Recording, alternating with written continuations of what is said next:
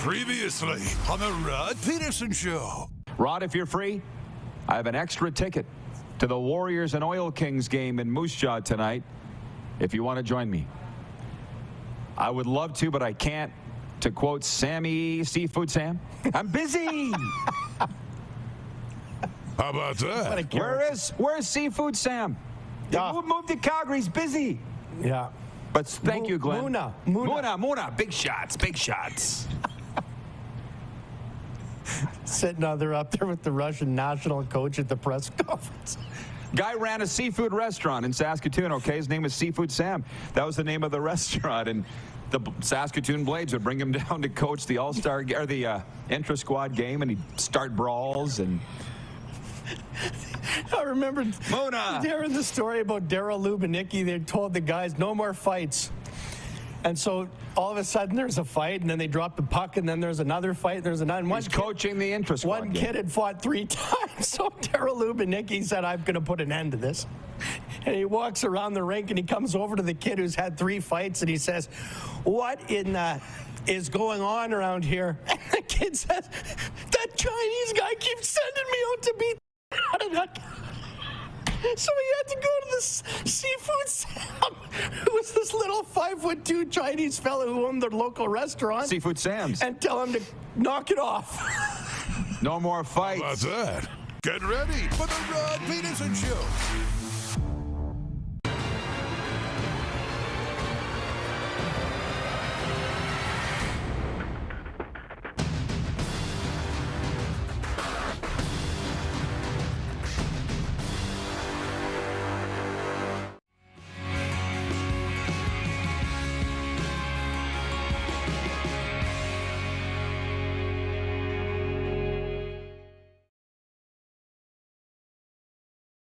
I was at a table with referees. This is like a room full of accountants. Spicy. And they asked about Connor Bedard, and they laughed. Remember that night that I yelled in the bubble at Bob? Great call, Bobby! I yelled at the referee because he called a penalty shot in favor of the Regina Pats. Well, it's an empty arena, so like your voice will just echo and echo and echo. Yeah, they heard you for sure. That was pretty funny. Good call, Bobby! This is the Rod Pedersen Show. Yes, it is. Yeah. To quote Rob Carney, welcome to the RP show, everybody. I don't know that we're going to have the heat that we had yesterday. Probably. I don't know. And I know for a lot of you, heat would be nice. Let's bring in the Moose. We're in the South Florida studio. He is in the Toronto studio. We have some interesting things to get to today. I'm going to ask you, Clark, please, to get the photo ready that I put in our WhatsApp group. Have it ready, please. Of the fine young baseball player that I met with last night. And Darren, before we get into story time and all the rest, what's new with you today? What do you have for me? Yeah, I don't have much new for you today. It is another cold. It's a little cool today, winter day. Not what they're dealing with back in the prairies, though. The minus 40s. I hear they're almost done with that. But today, it feels like it's a rest day today. Today's a rest day. I mean, we got busy things going on today, but it's a rest day because tomorrow's going to be wild. One more sleep. And that reminds me, our special guest, Fleury, is actually coming up in the next segment. So maybe because Theron has been popping off, the world junior champion, the Olympic gold medalist, Stanley Cup champion. He's won it all there is to win in hockey. And he's going to join us to preview Canada, USA. I might actually push story time to next hour, other than to say I've been going back and forth this morning with Blair Beck. He's the father of Carter Beck. And if Clark, you can throw that photo up, please do. Went over, the family said, hey, Carter is playing with Indiana State University at Florida Gulf Coast and in Florida this week if you want to go over and catch him. This is the MVP of the Western Canadian Baseball League and the Saskatoon Berries playing in the NCAA. So I went over there and I caught him. And Darren, he homered, he doubled, he made a spectacular play in center field, and there were scouts there, and they couldn't believe their eyes. And to be honest, you can put Darren back on. Thanks, guys. Just going back and forth with Blair, his dad. Blair was like, pretty cool that a guy from Milestone and a guy from Cardiff would meet up on a ball field in Florida. And I'm like, well, yeah, I'm getting used to those meetings. But they're saying, listen, everybody, remember the name Carter Beck. because they say he will be the next Major League Baseball player from Saskatchewan. It's such a treat to watch him live, and he's going to be filling ballparks this summer in the Western Canadian Baseball League. There's no two ways about that. Okay, let's get down to business. Can you hit the quick six show horn, guys, please? Thank you. All this is today. It's not the breaking news of yesterday because there was so much. Today's just a carryover of yesterday. Both Team Canada and USA are practicing in Boston today ahead of Thursday's Four Nations face-off final. The intense rivalry had the heat turned up Monday when U.S. GM Bill Guerin told Fox News he would welcome President Donald Trump to TD Garden for the showdown. Guerin credited Trump's tariff threats and talk of making Canada the 51st U.S. state for adding fuel to their fight-filled preliminary round matchup. Over 10 million viewers watched the U.S. beat Canada 3-1 in Saturday's Four Nations face-off fight-filled game. With the two countries playing each other in Thursday's final, it's anticipated those numbers may be even higher. So I'm getting breathless thinking about it. How about you as we get ready for Thursday night's game? You know, it is. It has quickly become a pretty important game. We talked about this yesterday, but it's becoming more and more important because of, everybody that's involved. And the more we talk about it, the more, from every sport. I saw Rich Eisen talking about it on his show. He's, king of the NFL. I see them talking about it on ESPN, which I understand they're a rights holder. I see it all over the place. Basketball analysts, hockey analysts, football analysts, daytime talk shows, they're all talking about this game.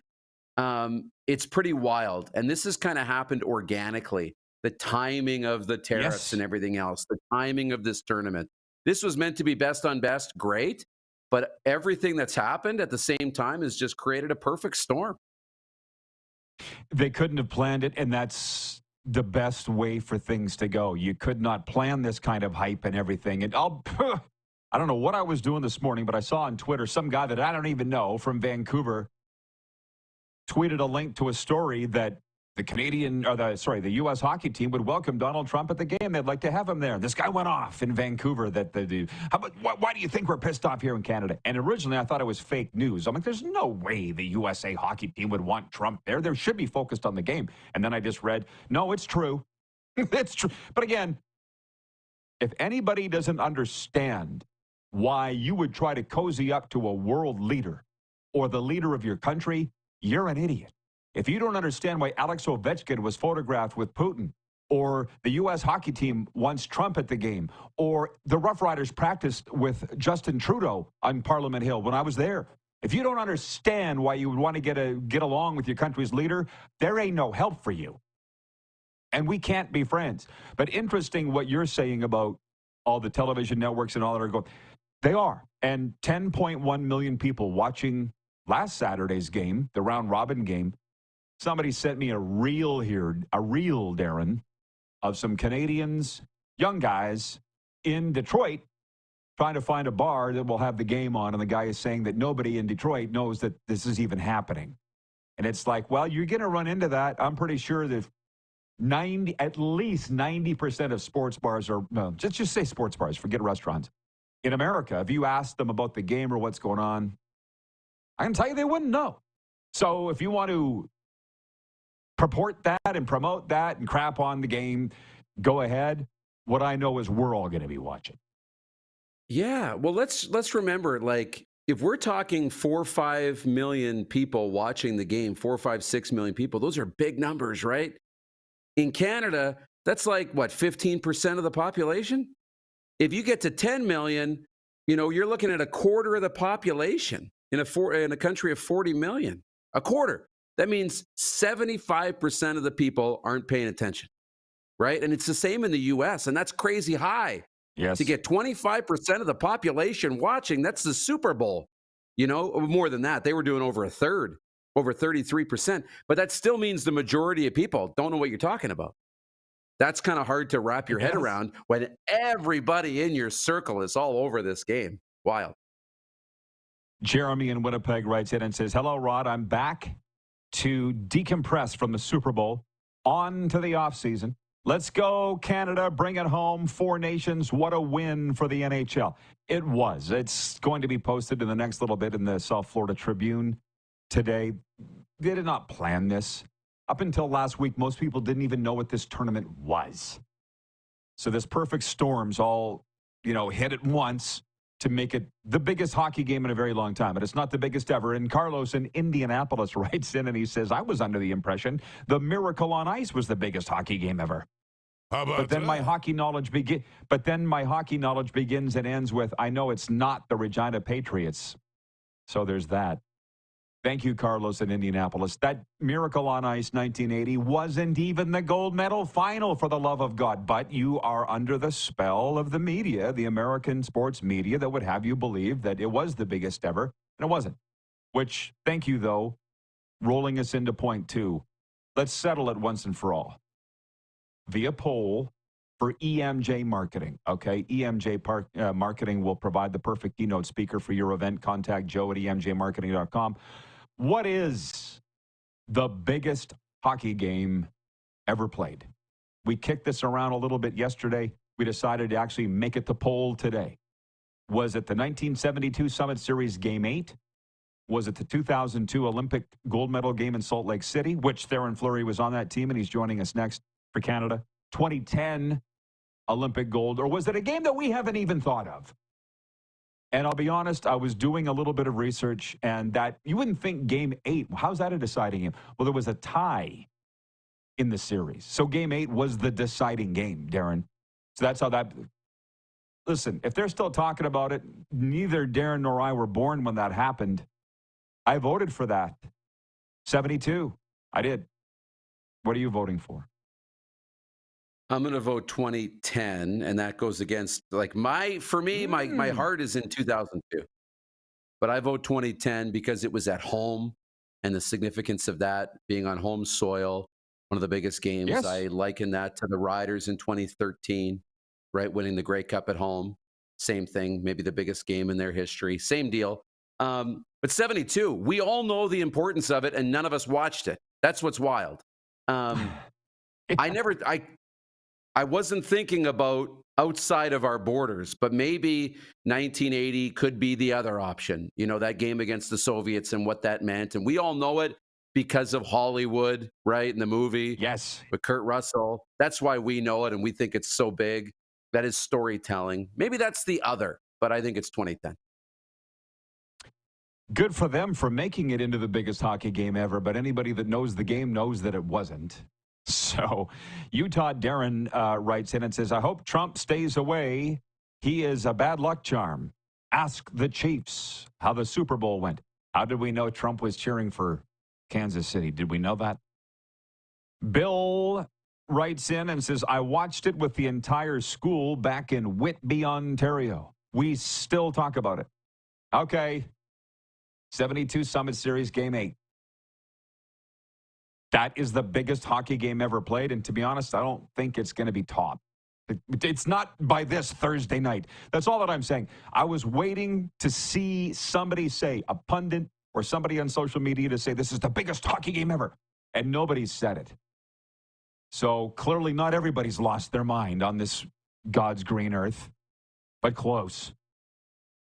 I'd like to read the comments, but we got to move along. 902-518-3033 is the Progressive Insurance text line. 902-518-3033. Text messaging charges apply. The next thing I have is Blue Jays leftovers, and I'll be honest, I don't go to TSN a whole lot because I get enough coverage here.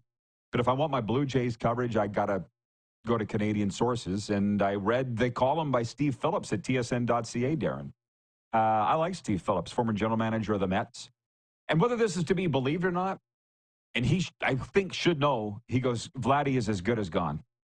He says, when a player, did you read the column or did he say it on television, Phillips? Because I don't get TSN. But he said, when a player puts a deadline, gives a deadline, and it's missed, it's over. He said, Vladdy's going to free agency. And like Phillips, he has the hot takes. You got to have the hot takes. Even Gretzky has hot takes on TNT here. I can't believe some of the things that he says. But basically, Phillips is like, they missed their chance. Because I don't know what Vladdy was asking for. It was probably completely unreasonable. but he'll get it somewhere because he is the best hitter in the game. That's from Steve Phillips.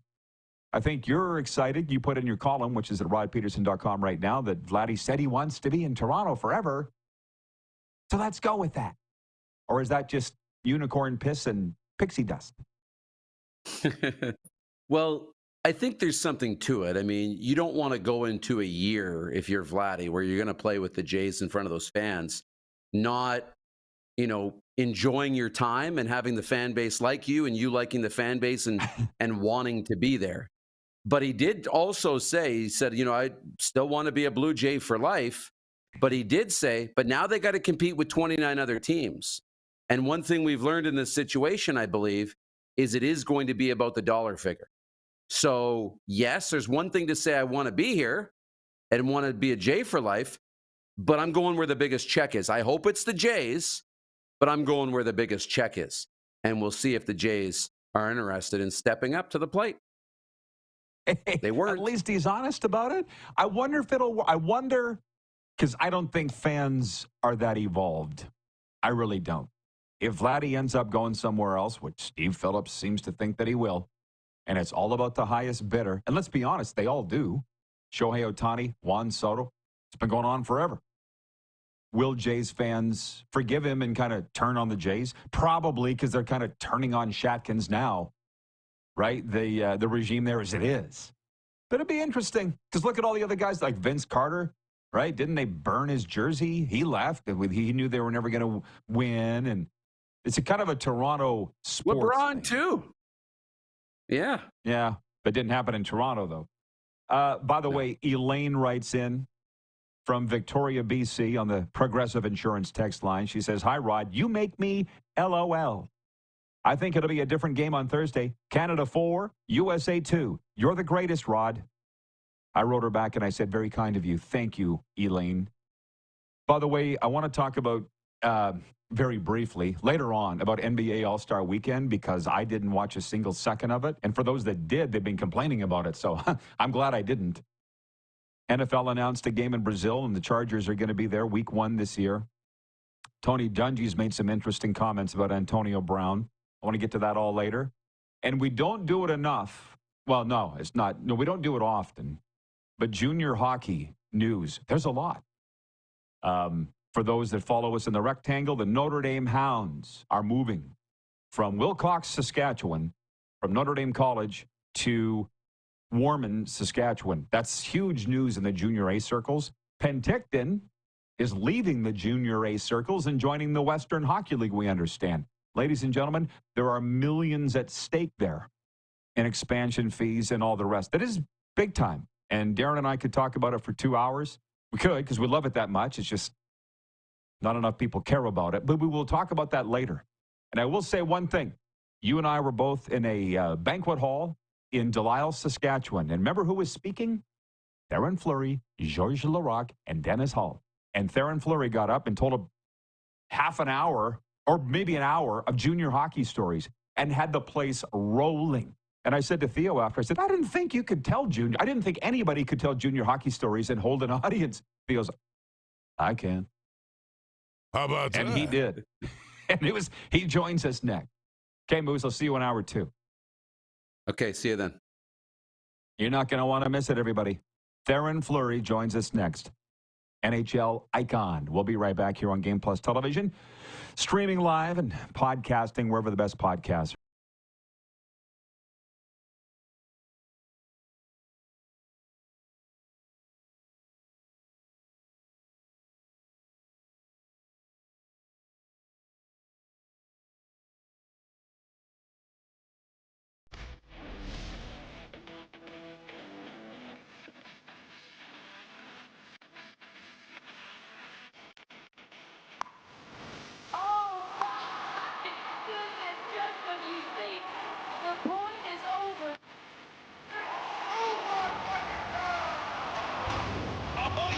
Sounds like he knows what he's doing a little bit.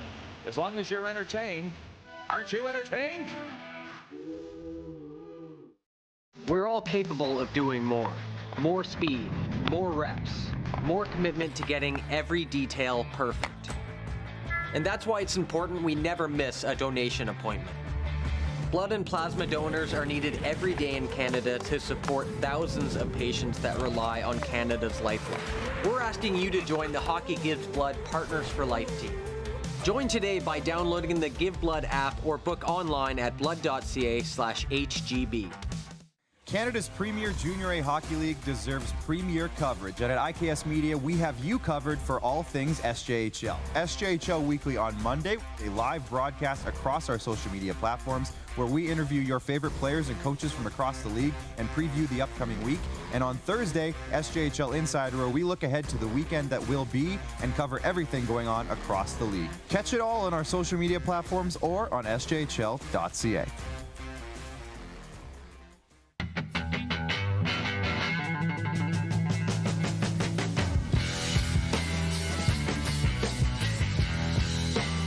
Did you know that you can help save a life? And you can start right now. Stem cells from male donors increase chances of positive outcomes for patients, yet they only make up 40% of our registry.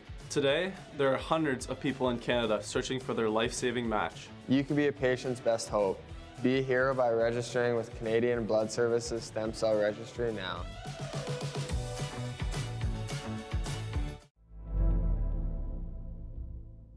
Welcome to the Create Space at IKS Media. Meetings, podcasts, studio. Whether you're here to collaborate or educate, our versatile meeting places, workspaces, and studios await. Your next big idea starts here. Make our space your space. The Create Space at IKS.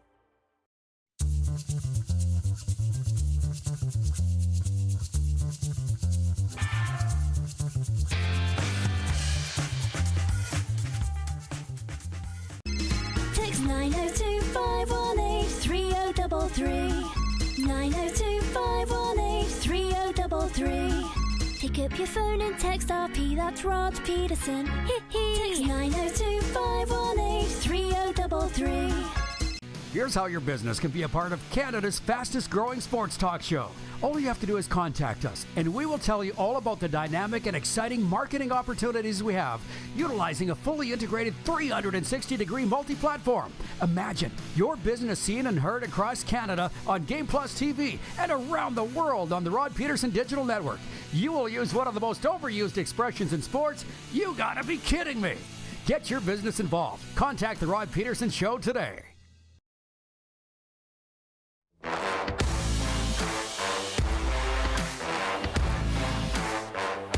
Drink clean, live green, filter your water for a healthier tomorrow.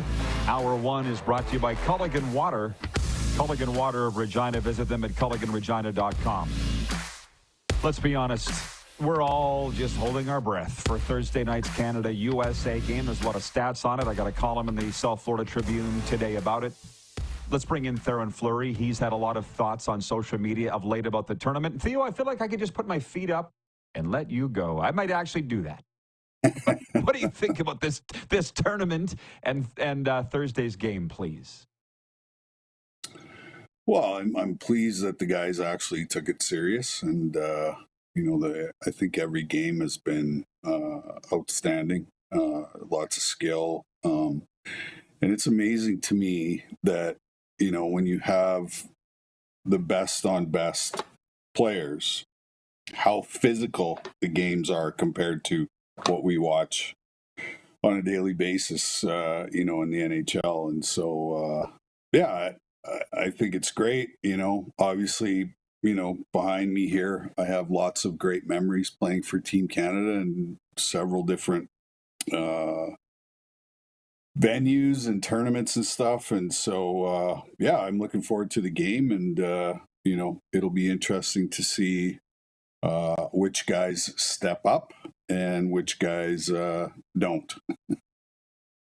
Well, it's funny because the NHL play, we talk about it becoming a no-hitter, and junior hockey is even worse.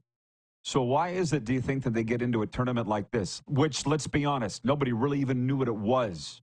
Even the hardcore fans didn't really know what the Four Nations face-off was as it was coming. Now it's here, and 10.1 million North Americans are watching it. What made it so big?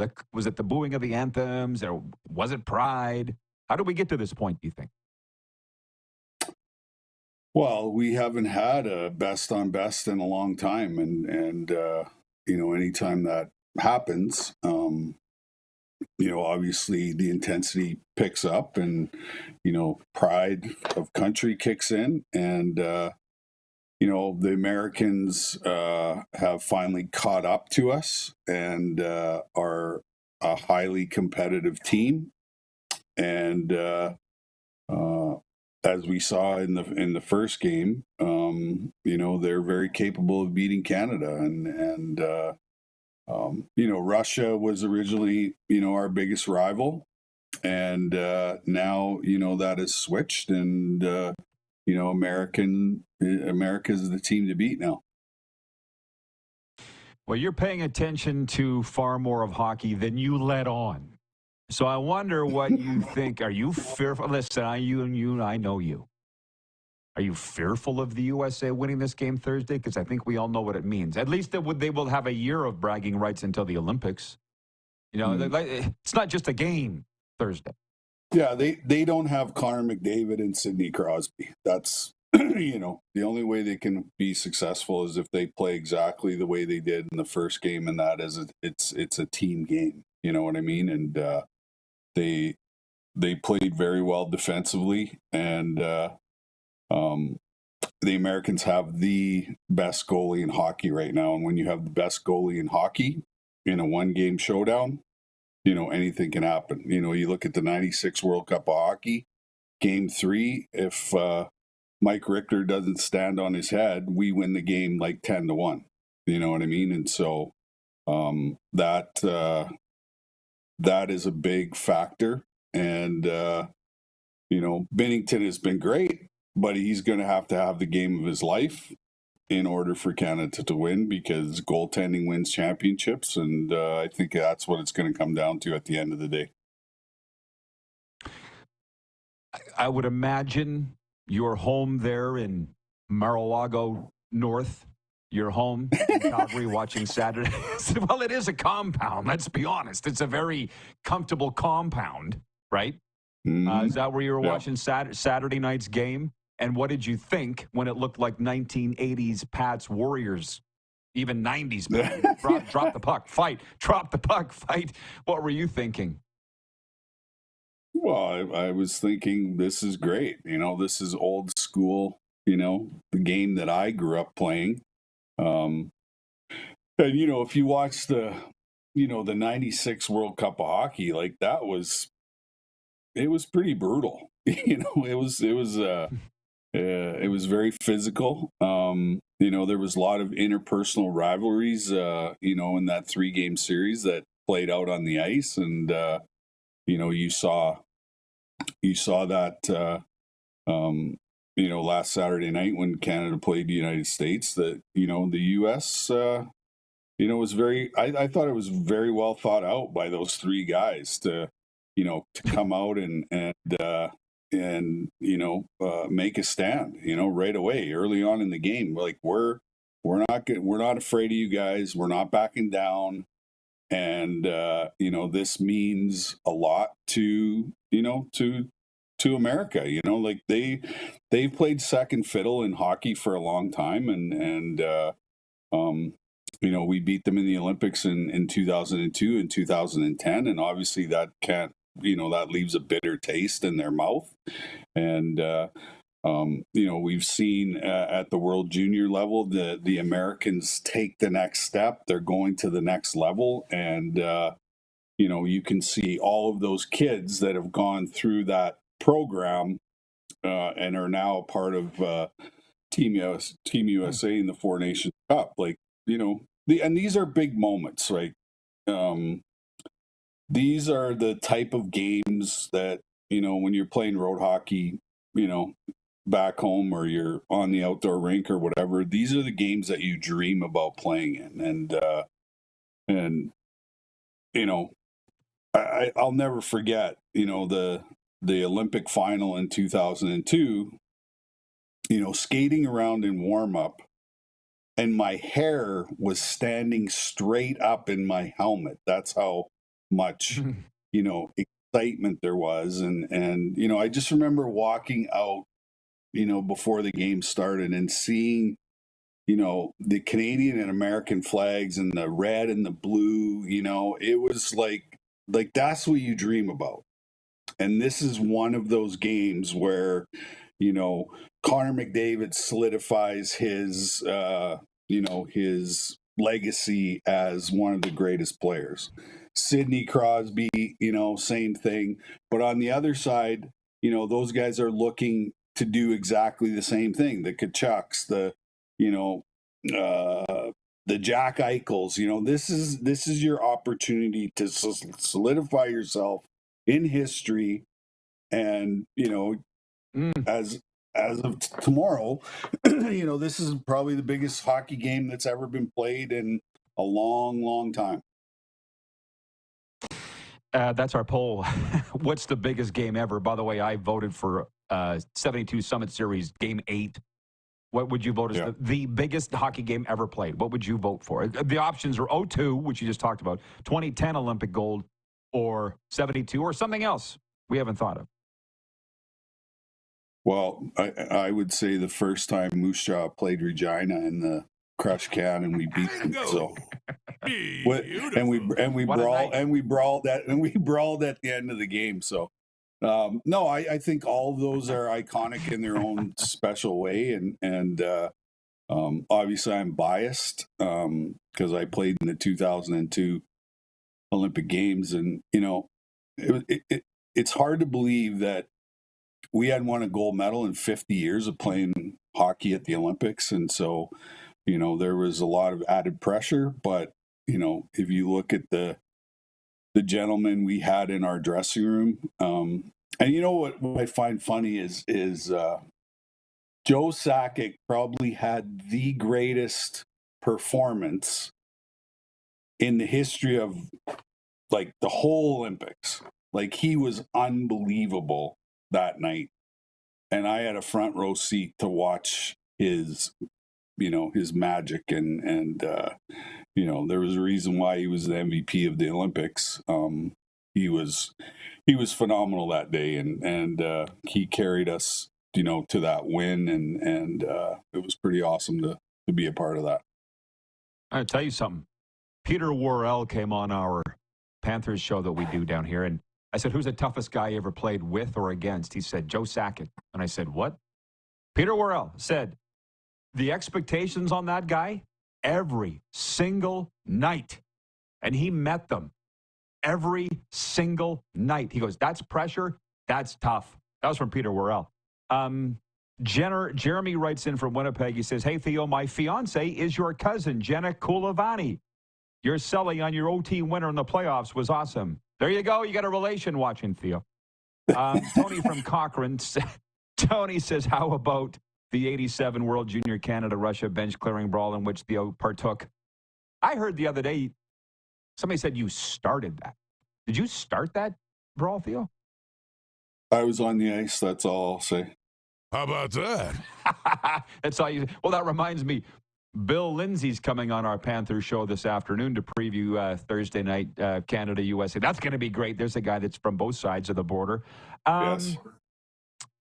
What else is going on? You want to make a prediction? Do I want to make a prediction? I don't know. It's too close to call. You know, I think that, you know, obviously, you know, my hope is that Canada, you know, wins. You know, we've had two very embarrassing World Junior tournaments the last 2 years, and so I think Canada needs a win to inspire the younger generation to, you know, pull up their socks and start playing the way that we play hockey in Canada, and that's with passion and physicality and determination. And you know, the last couple World Juniors I've watched have been very disappointing, and you know, that's not how we play hockey. That's not how we're raised to play hockey in Canada, and we need to get back to that. Mike Wynn is watching in Winnipeg at Ice Time Sports. He owns and runs it. Sporting Goods Story says, Theo, # legendary. A lot of Winnipeg viewers here today, Theo. I think it's because of you. But, you know, what would you say to motivate Team Canada? Like, for instance, I, as a Canadian hockey fan, I'm cheering for them. I picked them to win, was a little embarrassed that the USA came in, started fights, won the game in our house, and beat us at our game. Like, what should the pregame speech from John Cooper be? Like this, like you just said, that's not the way we were talking about the juniors, but let's get back to what's won us all these tournaments. Yeah. Well, I think it's time to, get a little bit old school, and we need to come out and match Team USA's physicality. They're obviously a bigger team, overall, and they use that physicality in the first game, and so if you don't match that physicality, then the other team just gets more confident and whatnot. But I don't think much has to be said in those situations. I know before the 2002 Olympic final, Pat Quinn came in and just said, "Be yourselves. You guys are all great players in your own right, and just go out and do what you've always done, and that's play the game the way it's supposed to be played." And we managed to do that. And so I think that if you can't get up for a Canada USA final, then you probably should be doing something else. I know you don't need a speech. That I know for me that I would be wired for sound and ready to go and do whatever it takes to win a 60-minute hockey game. And like I said, I think this is an unbelievable opportunity for Connor McDavid to solidify himself as the greatest player in the game by going out and having a Joe Sakic kind of performance, tomorrow night, I was thinking about, this interview because I knew we were going to talk about this stuff. And, Mario goes to the 87 Canada Cup and plays with Gretzky and lights it up. And then a few years later wins back-to-back Stanley Cups. You know what I mean? So for a guy like me, I played in the 91 Canada Cup, and I was around all of these great leaders and, was able to sit in the dressing room and observe how they prepared themselves, how they handled their leadership responsibilities. And so I think, for Connor McDavid, the last 2 weeks has been probably a great educational piece for him, because I see that, they sat him beside Crosby in the dressing room, for the whole time. And when you get 2 weeks of that kind of mentorship, he's going to take that back to Edmonton, and I can see Edmonton, really, I think Sidney having that experience, he's going to go back to Edmonton, and I believe that the Oilers will probably win the Stanley Cup this year because he had this experience in being around a guy like Sid. Well, don't tell Patter that he couldn't handle it, but they'll love you in Edmonton. He can't handle the Oilers. And I know you can't either. But no, I can't either. But let's just face it. This is reality. You know what I mean? But like I said, Connor has to have a huge game tomorrow night in order for Canada to win. Simple as that. Yeah, and here's the thing. Where it's like football, where I spent so much years in the CFL, one game, not 7 games, where a mistake can be camouflaged, a penalty. One game, one mistake can cost you the game. Woo-hoo-hoo. Gets hot, Theo. And you know what? Buddy, you always have I was watching the first game, and I thought that the game was too big for some of the Canadian guys. They couldn't handle the big game. There was a lot of guys that I thought didn't step up the first night. So hopefully, that experience from the first game will get them to, play a little better, like the Marners and the Morrisseys and, guys like that. I thought the game was way too big for those guys, and they didn't they didn't rise to the occasion. So here's another opportunity. Here's another chance. And, a guy like Austin Matthews, like this is a huge game for him too. You know what I mean? And so it'll be interesting to watch, and I'm really looking forward to it. And hopefully we come out on the winning end, and we can claim the game back. Exactly. All right. Enjoy the game. Theo, thanks for the time. You always got a home here. You know that. I appreciate it. Thanks, Rod. Take care, man. Hockey icon Theo Fleury. We'll be right back with a sports update and viewer takeover. We're live on Game Plus, streaming live and podcasting wherever the best podcasts.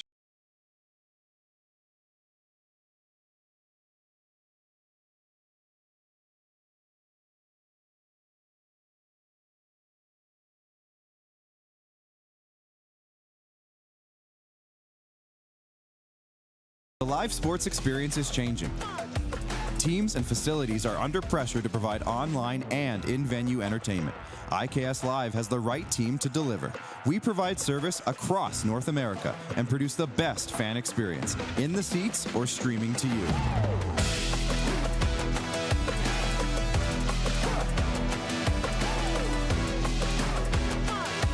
IKS Live continues to bring you the best seat in the house. Canada's premier Junior A Hockey League deserves premier coverage, and at IKS Media, we have you covered for all things SJHL. SJHL Weekly on Monday, a live broadcast across our social media platforms where we interview your favorite players and coaches from across the league and preview the upcoming week. And on Thursday, SJHL Insider, where we look ahead to the weekend that will be and cover everything going on across the league. Catch it all on our social media platforms or on sjhl.ca. Hi, my name is Logan Stankoven. And I'm Connor Bedard. We're both Hockey Gives Blood player ambassadors and proud to be blood donors. There are thousands of patients each year in Canada that rely on a generous stranger to save their life.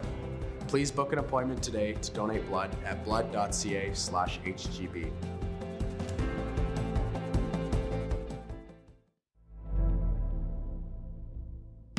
Welcome to the Create Space at IKS Media. Meetings, podcasts, studio. Whether you're here to collaborate or educate, our versatile meeting places, workspaces, and studios await. Your next big idea starts here. Make our space your space. The Create Space at IKS.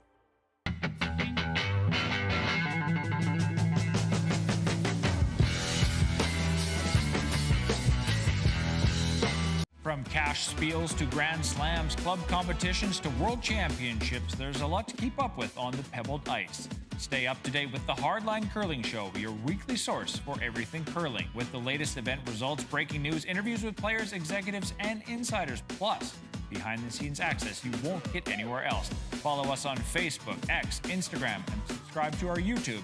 Make sure you don't miss a thing.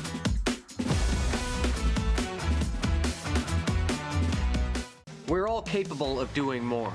More speed, more reps, more commitment to getting every detail perfect.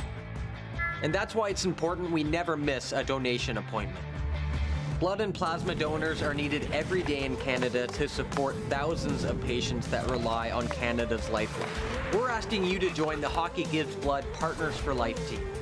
Join today by downloading the Give Blood app or book online at blood.ca/HGB. Here's how your business can be a part of Canada's fastest growing sports talk show.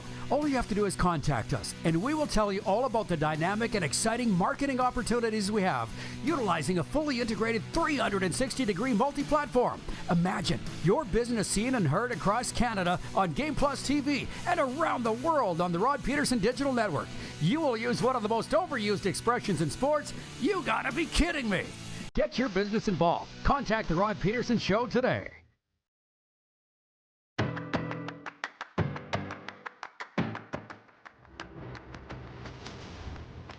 Folks, it may take weeks, months, or even years to get the call to be a stem cell donor. Saving lives takes commitment and dedication, just like being a hockey player.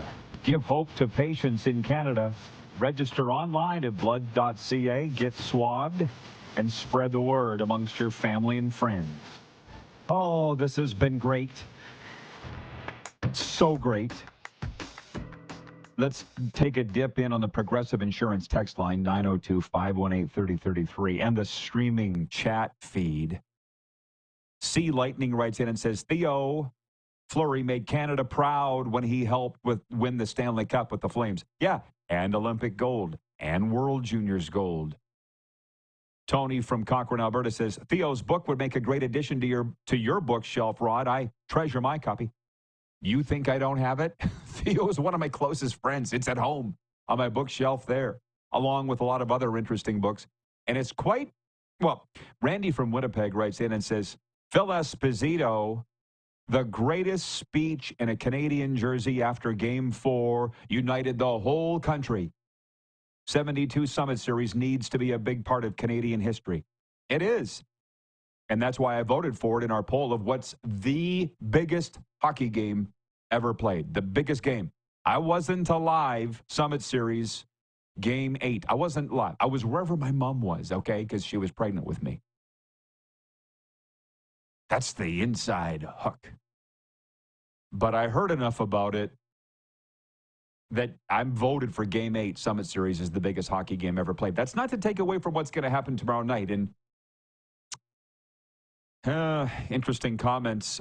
Clark said the clips we need to pull from today's show are of Theo talking about what is the biggest game I've ever played, and Joe Sakic and what he meant to the O2 team winning the gold medal. Listen, you hear, but listen to what these guys are saying. Joe Sakic, does he get his due? Probably. You know, Swift Current Bronco, great.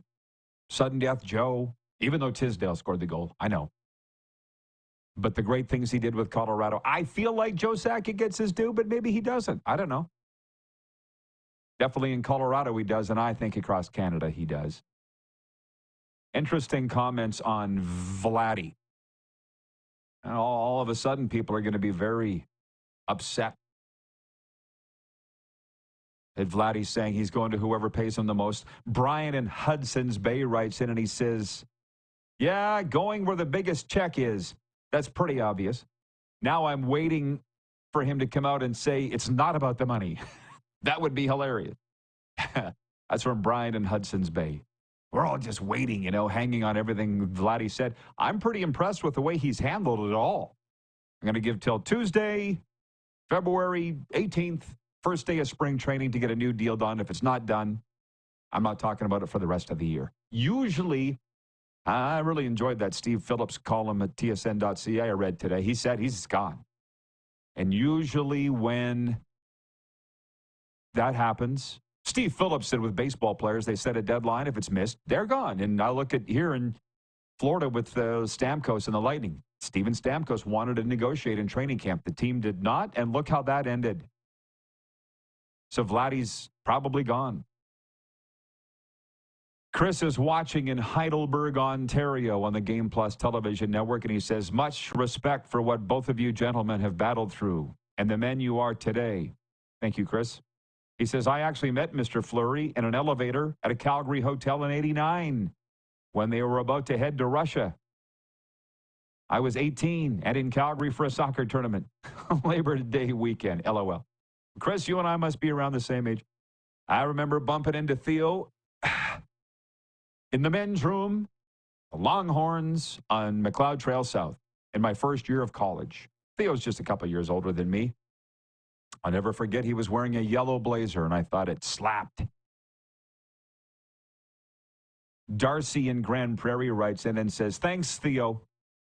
Legendary player, advocate for all, and Canada's #1 patriot. From Darcy in Grand Prairie. These are interesting times, aren't they? There were people writing in saying, well, I'm not watching with Fleury on. I said, well, we'll tell you what he says. Not getting into it. By the way, folks, do you have a winter birthday in your house? And is that birthday boy or girl obsessed with hockey? Then look no further than Overtime Hockey Lanes in Calgary to throw the best birthday parties in Cowtown and area with state-of-the-art equipment, spacious shooting lanes, games for all ages, licensed bar for the parents, Overtime Hockey Lanes is the perfect destination to build your teams, whether you're from the Calgary area or just on a road trip from out of town. Book your lanes today, 28th Street Northeast, Calgary. We'll get to the update of sports when we return, okay? We're live here on Game Plus, Channel 924, TELUS Optic TV, across Alberta and BC, Channel 230, Rogers, Shaw Cable. Streaming live and podcasting wherever the best podcast.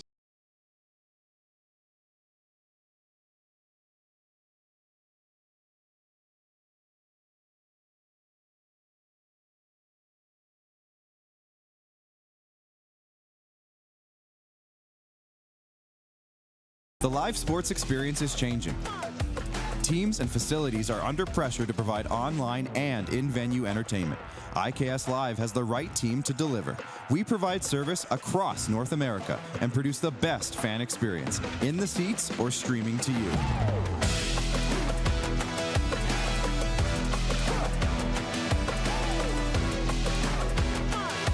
IKS Live continues to bring you the best seat in the house. Canada's premier Junior A Hockey League deserves premier coverage, and at IKS Media, we have you covered for all things SJHL. SJHL Weekly on Monday, a live broadcast across our social media platforms where we interview your favorite players and coaches from across the league and preview the upcoming week. And on Thursday, SJHL Insider, where we look ahead to the weekend that will be and cover everything going on across the league. Catch it all on our social media platforms or on sjhl.ca. Hi, my name is Logan Stankoven. And I'm Connor Bedard. We're both Hockey Gives Blood player ambassadors and proud to be blood donors. There are thousands of patients each year in Canada that rely on a generous stranger to save their life.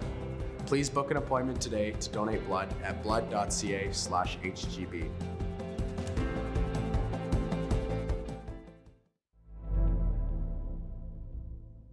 Welcome to the Create Space at IKS Media. Meetings, podcasts, studio. Whether you're here to collaborate or educate, our versatile meeting places, workspaces, and studios await. Your next big idea starts here. Make our space your space. The Create Space at IKS.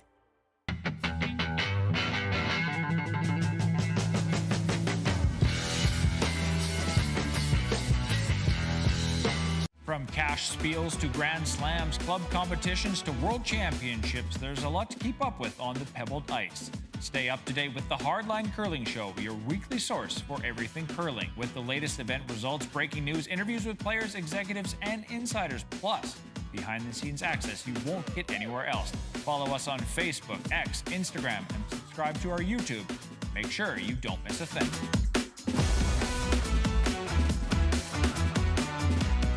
We're all capable of doing more. More speed, more reps, more commitment to getting every detail perfect. And that's why it's important we never miss a donation appointment. Blood and plasma donors are needed every day in Canada to support thousands of patients that rely on Canada's lifeline. We're asking you to join the Hockey Gives Blood Partners for Life team. Join today by downloading the Give Blood app or book online at blood.ca/HGB. Here's how your business can be a part of Canada's fastest growing sports talk show. All you have to do is contact us, and we will tell you all about the dynamic and exciting marketing opportunities we have, utilizing a fully integrated 360-degree multi-platform. Imagine your business seen and heard across Canada on Game Plus TV and around the world on the Rod Pedersen Digital Network. You will use one of the most overused expressions in sports. You gotta be kidding me. Get your business involved. Contact the Rod Pedersen Show today.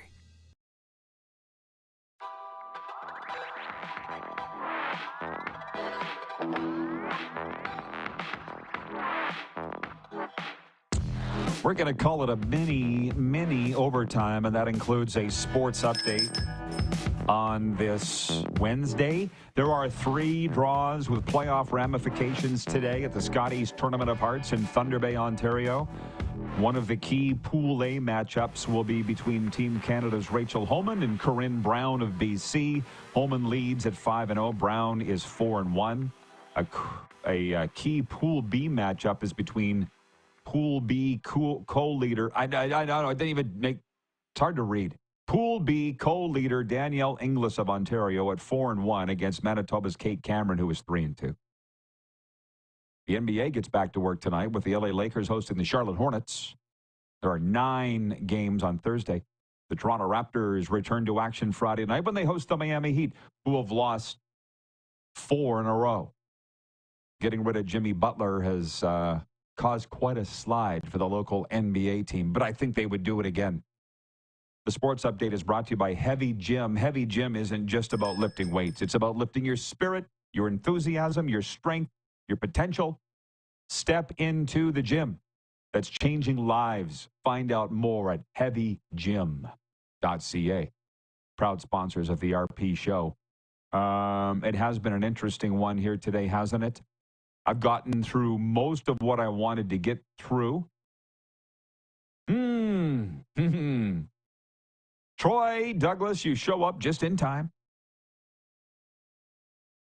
He wrote in yesterday about the Notre Dame Hounds moving to Warman, and now might be a good time to actually talk about what I had in my quick 6 show topics. Junior hockey talk. There will be some next hour when Moose rejoins, but Troy writes in from Swift Current. And he says the Civic Center in Swift has never been as fired up as when Fleury would roll in and score 4 points, spear a guy in the beans, and proceed to conduct the crowd from the box when the organist played Pop Goes the Weasel. Signed, Troy in the tractor. And he says, I'm cleaning lentil seed since you asked yesterday. How about that? Sounds like a really good thing to do when it's minus 40. Go seed cleaning. Off the top of the show, Troy, if you were with us, I said, we don't talk about the junior hockey as much as we'd like. It just doesn't pertain to the biggest audience. But what I will say today is what I said in my commentary today, runs on Sask Radio. All hit CKHD. If people are upset that the Notre Dame Hounds are moving to Warman, they should have gone to the games. You're in the Swift Current area, obviously, so you're not going to Hounds games.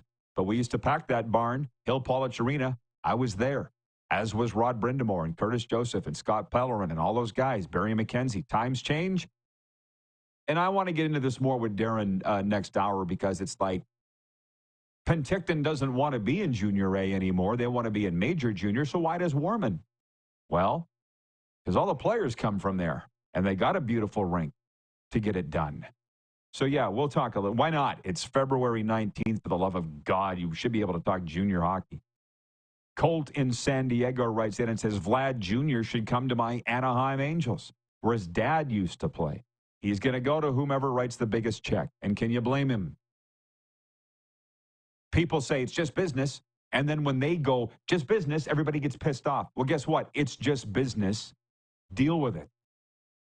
Shy in Saskatchewan writes in and says, Theo was awesome at a conference a few years ago in Vancouver. Tony from George Fox Country writes in. He says, I have expressed that I'm not a big Vladdy fan, but Shapiro and Atkins' contract is also up at the end of the year, and now they'll lose him and Bo. So they're next. By the way, they spent $400 million on the stadium for Pete's sake. Well, here's the thing. The stadium's going to be around a lot longer than anybody. So clearly they had to put that money into the stadium. Colt, thanks for your question about the baseball. We're going to roll that over and address it next hour. All these topics and more, because there's NFL news today that you might find cool. We'll be right back here on Game Plus and the streams.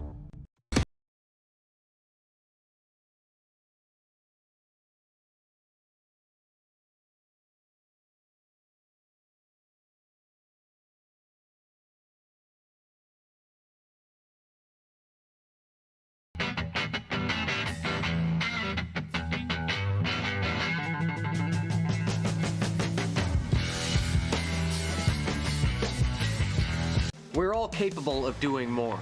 More speed, more reps, more commitment to getting every detail perfect.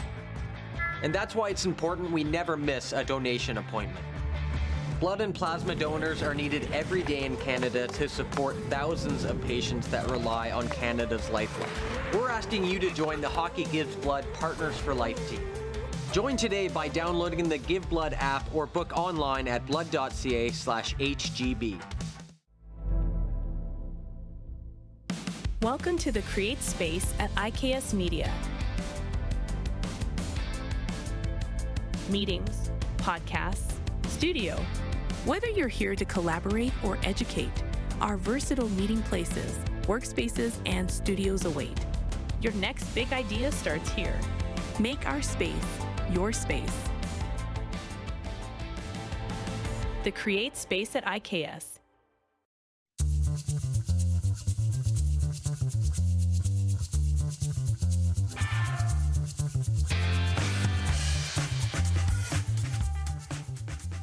IKS Game Day wishes to congratulate the city of Estevan and Affinity Place on their brand new center ice display.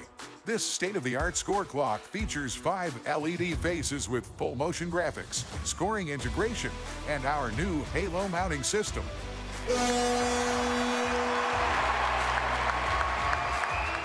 If it's time for an upgrade, let us show you how to deliver the best fan experience. You can find us at iksgameday.com.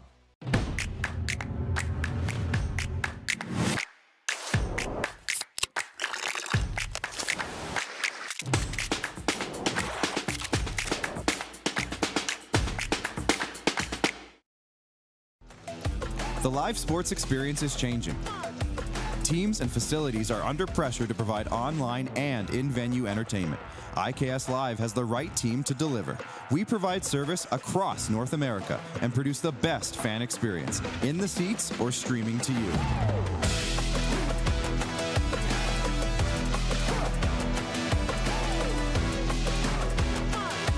IKS Live continues to bring you the best seat in the house.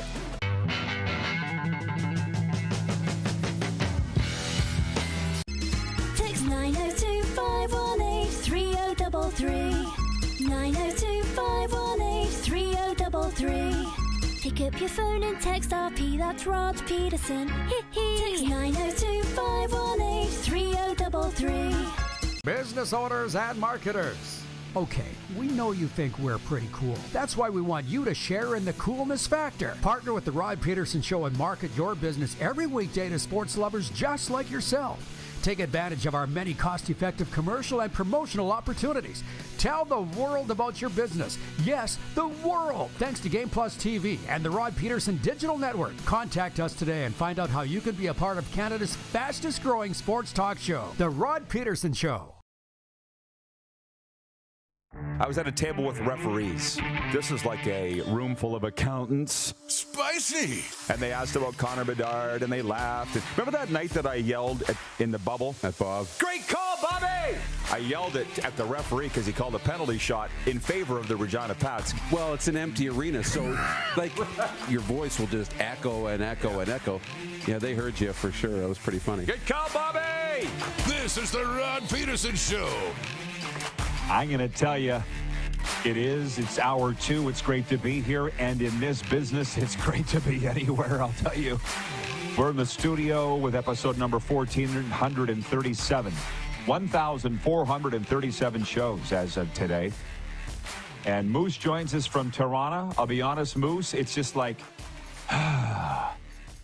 we can relax a little bit here. Having a guest in hour 1 does rush things and speed things up, but when it's hockey royalty like Theron Fleury, which he is, that's cool. We'll break with the program. He's a busy guy. Theron Fleury is with us last hour, and it was very interesting.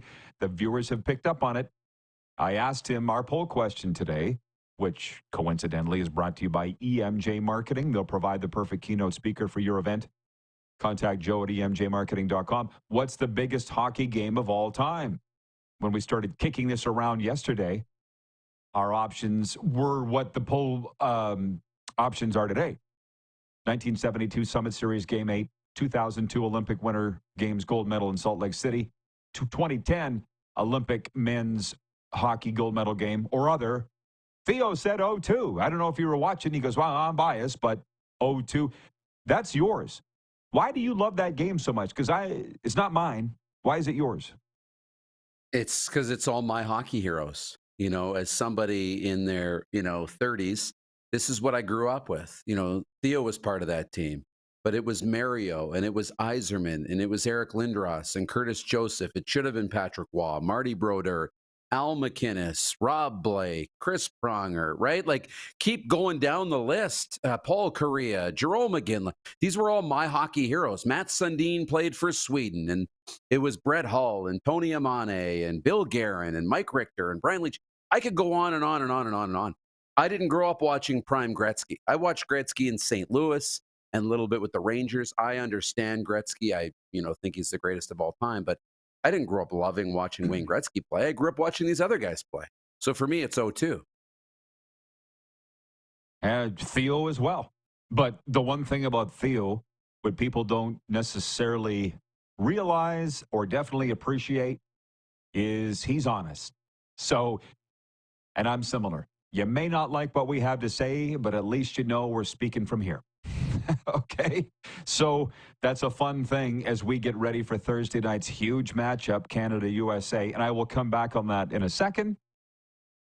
But I'll tell you, I don't know about you. Maybe it's because I spent the summer working in baseball last year. Clark's always been a huge baseball guy ever since we've known him. But with spring training opening up, the Vladdy news, we have a viewer that has written in about baseball.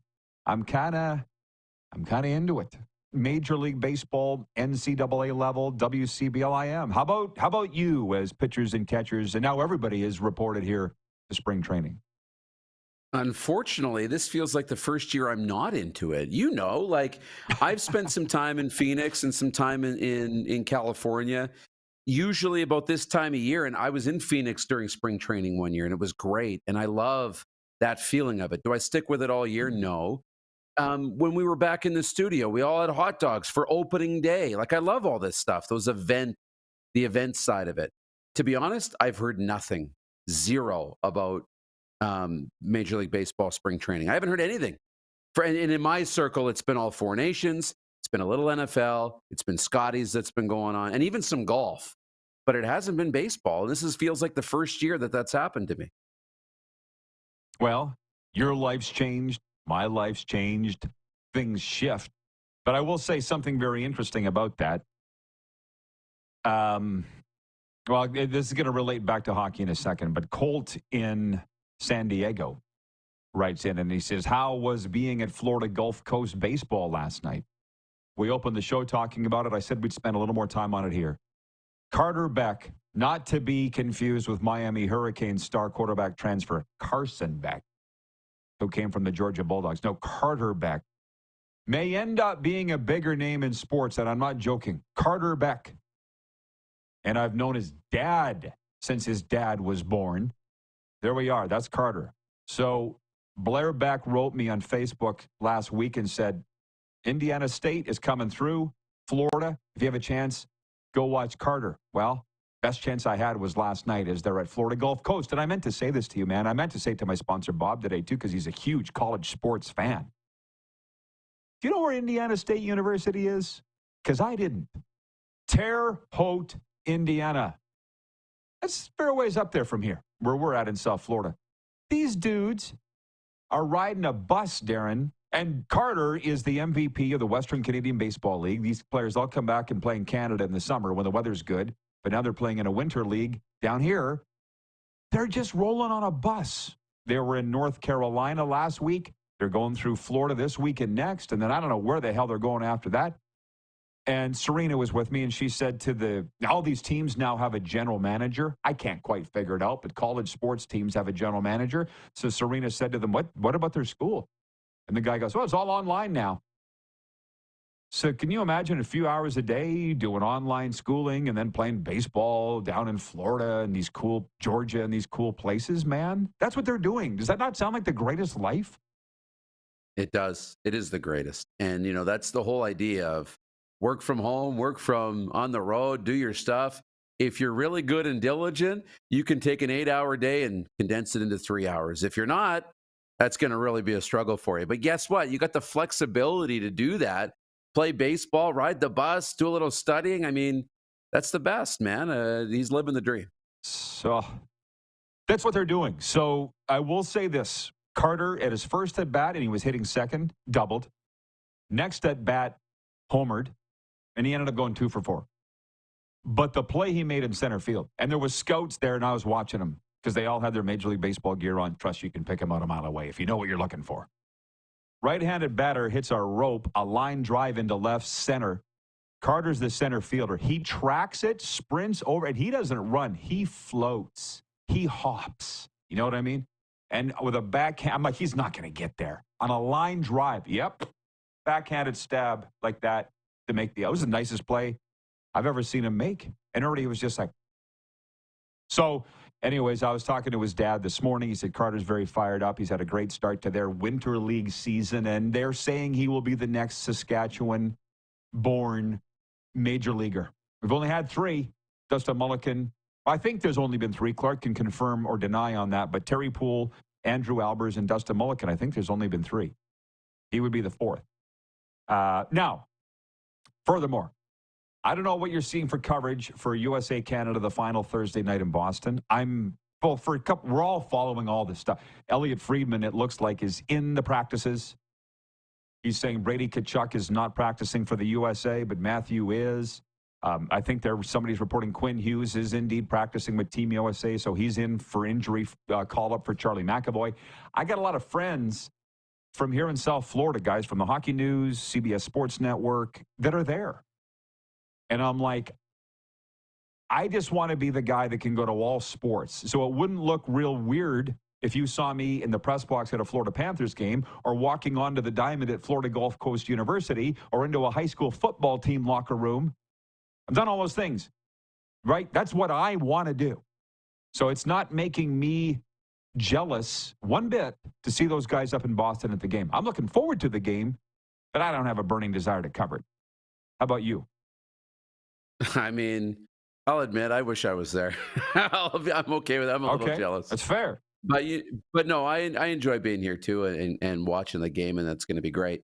I have seen the coverage. So I haven't seen that Quinn Hughes was practicing yet with the USA. Last I heard yesterday, he was on the ice with the Vancouver Canucks, and that he still can't play for the USA unless another defenseman goes down. But he's there, ready to go in case. So it'll be curious to see what happens with it. No. Well, I would imagine it's the day before. He should be in Boston if there's any chance that he can play. If one more player goes down, he can play. Okay. This is what I don't like about today and day and age. It's good and it's bad. This from the Spittin' Chicklets feed, and it just popped up on my first thing that came up. From Pierre LeBrun. He says, Team USA head coach Mike Sullivan says Quinn Hughes not on his way here at the moment, but that GM Bill Guerin is still working through it. So still TBD.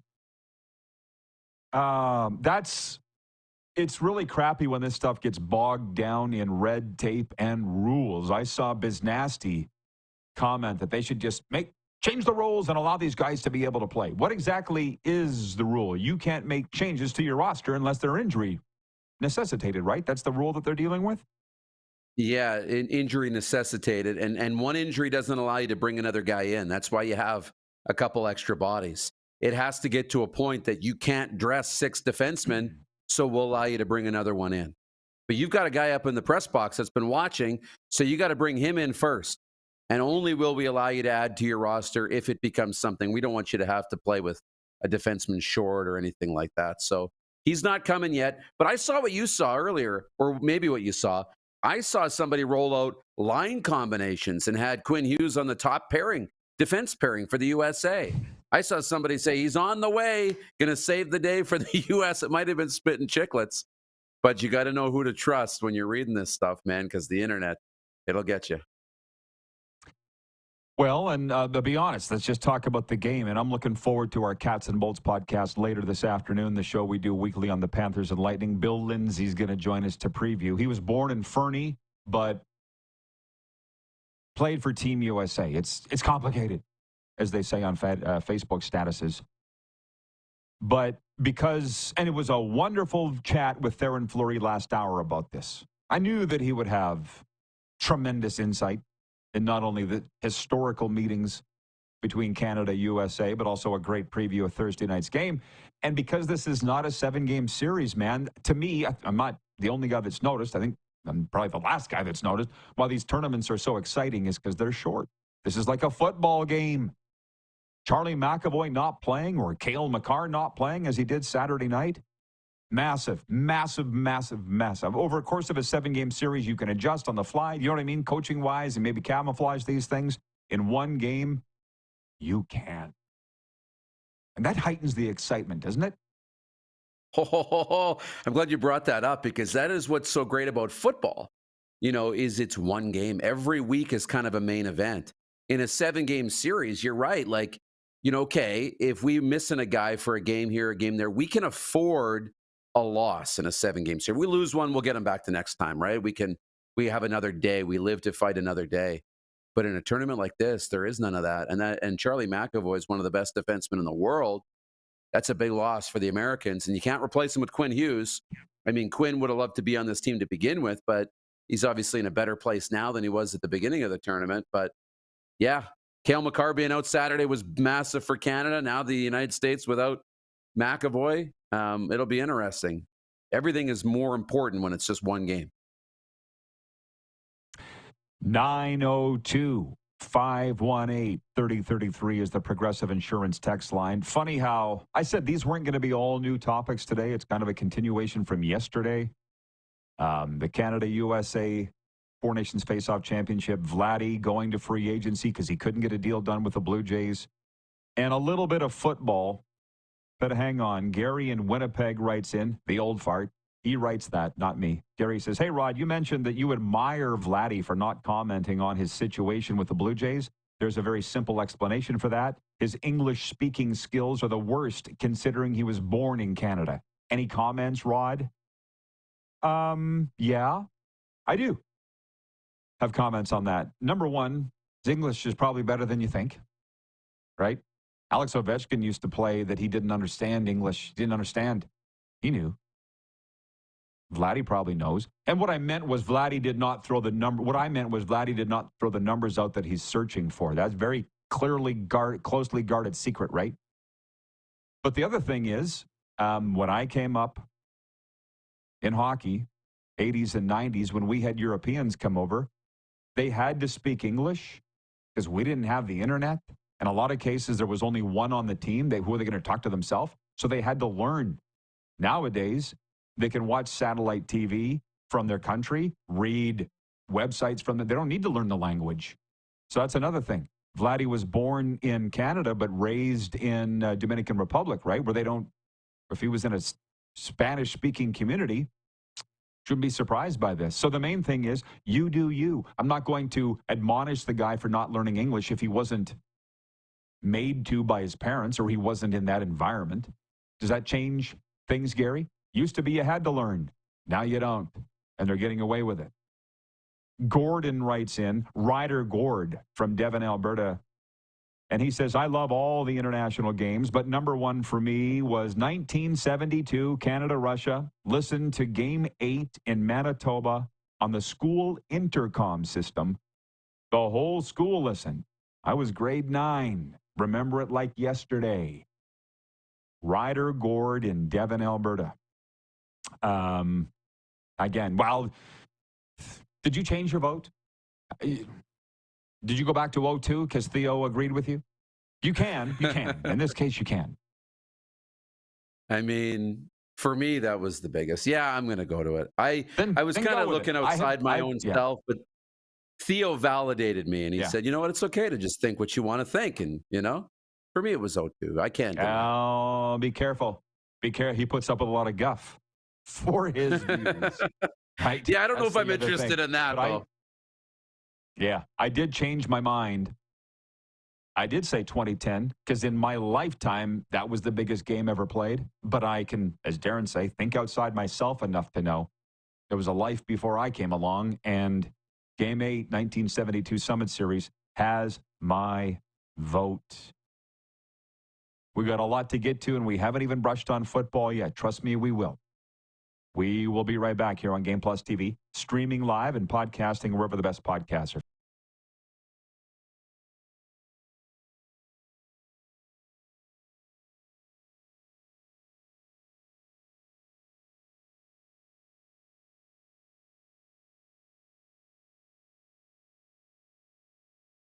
Live sports experience is changing. teams and facilities are under pressure to provide online and in-venue entertainment. IKS Live has the right team to deliver. We provide service across North America and produce the best fan experience, in the seats or streaming to you.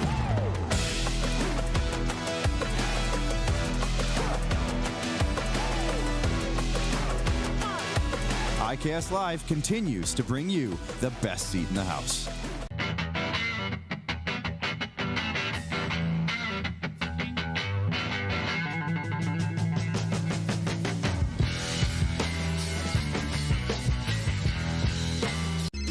Text 902-518-3033. 902-518-3033. Pick up your phone and text RP, that's Rod Pedersen. Text 902-518-3033. We're all capable of doing more. More speed, more reps, more commitment to getting every detail perfect. And that's why it's important we never miss a donation appointment. Blood and plasma donors are needed every day in Canada to support thousands of patients that rely on Canada's lifeline.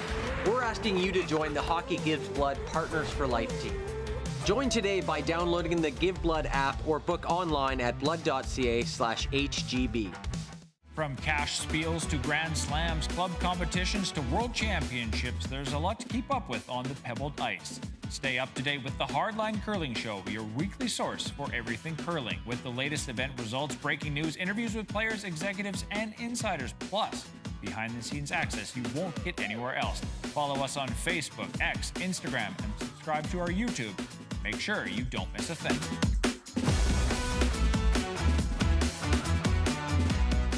Canada's premier Junior A Hockey League deserves premier coverage, and at IKS Media, we have you covered for all things SJHL. SJHL Weekly on Monday, a live broadcast across our social media platforms where we interview your favorite players and coaches from across the league and preview the upcoming week. And on Thursday, SJHL Insider, where we look ahead to the weekend that will be and cover everything going on across the league. Catch it all on our social media platforms or on sjhl.ca.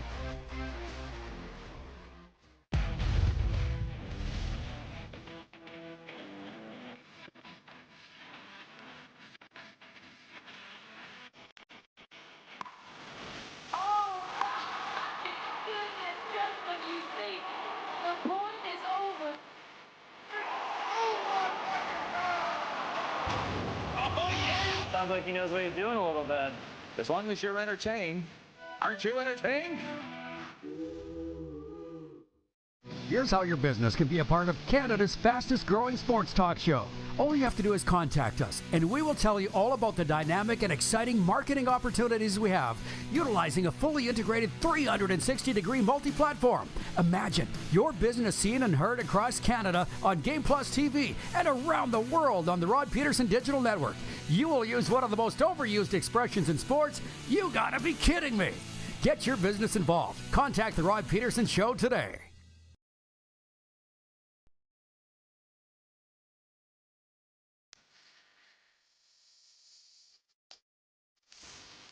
Drink clean, live clean, filter out the bad and taste the good. Culligan Water brings you hour 2 of the RP show.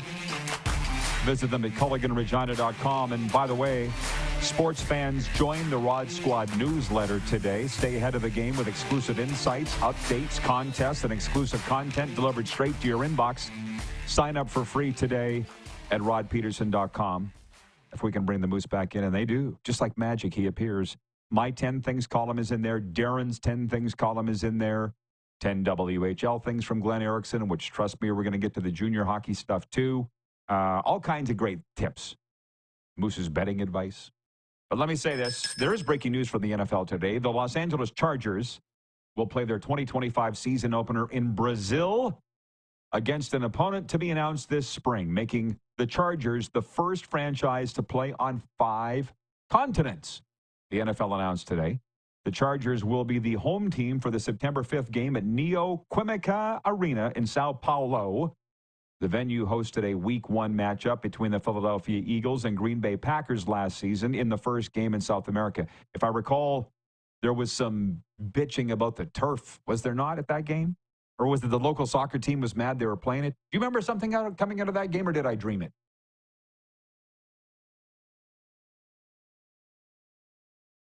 I lost Darren. Is that me or him? I lost Darren's sound. Clark says it's on them. Try it again, Moose. There we How go. about now? We got you. Yeah, we got you. Yeah, I think it was the soccer team. I think it was, they were worried they were going to chew up the grass, chew up the turf. And I think that was the issue in that game. God, so much bitching in today's world. It reminds me of this. This just popped into my head. I mean, Darren says I complain about the complainers, so I'll try not to. But there's a lot of talk around here about where the Panthers arena is out in Sunrise, right next to the swamp. I took you there. It's right next to the Everglades. And as I'm getting to know so many people, especially in the media, they say, well, the old arena was downtown. And all the media, and they drew very well downtown because it was right downtown. But the arena was so old, they had to implode it. And they wanted to play where the Heat play, but the Heat wouldn't share the arena with them. So they had to go build their own out by the swamp. And now, the media doesn't go, which they don't. And the only reason people buy tickets is because they're winning, But it's like BMO Field was built specifically for soccer without CFL confines because the soccer team didn't want a football team. MLSC didn't want a football team in there. God, my God. It's like fighting that.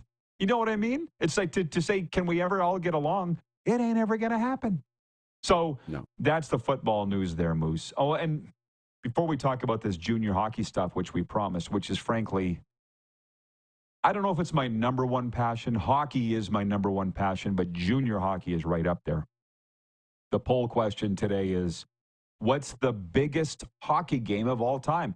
And Greg in Calgary, who is a smart guy, writes in regularly from the 403. He says, hi, Rod. The best game was when the Flyers were beating up the Soviet team and they were going to quit and not finish the game. Yeah, I was watching that. I remember Bob Cole saying, they're going home, whatever year that was. But Greg, can we stay on point? Do you understand? Does everybody understand the distinction? I'm not asking what's the best game. That's an entirely different conversation. What I'm saying is, what's the biggest game in the history of the sport?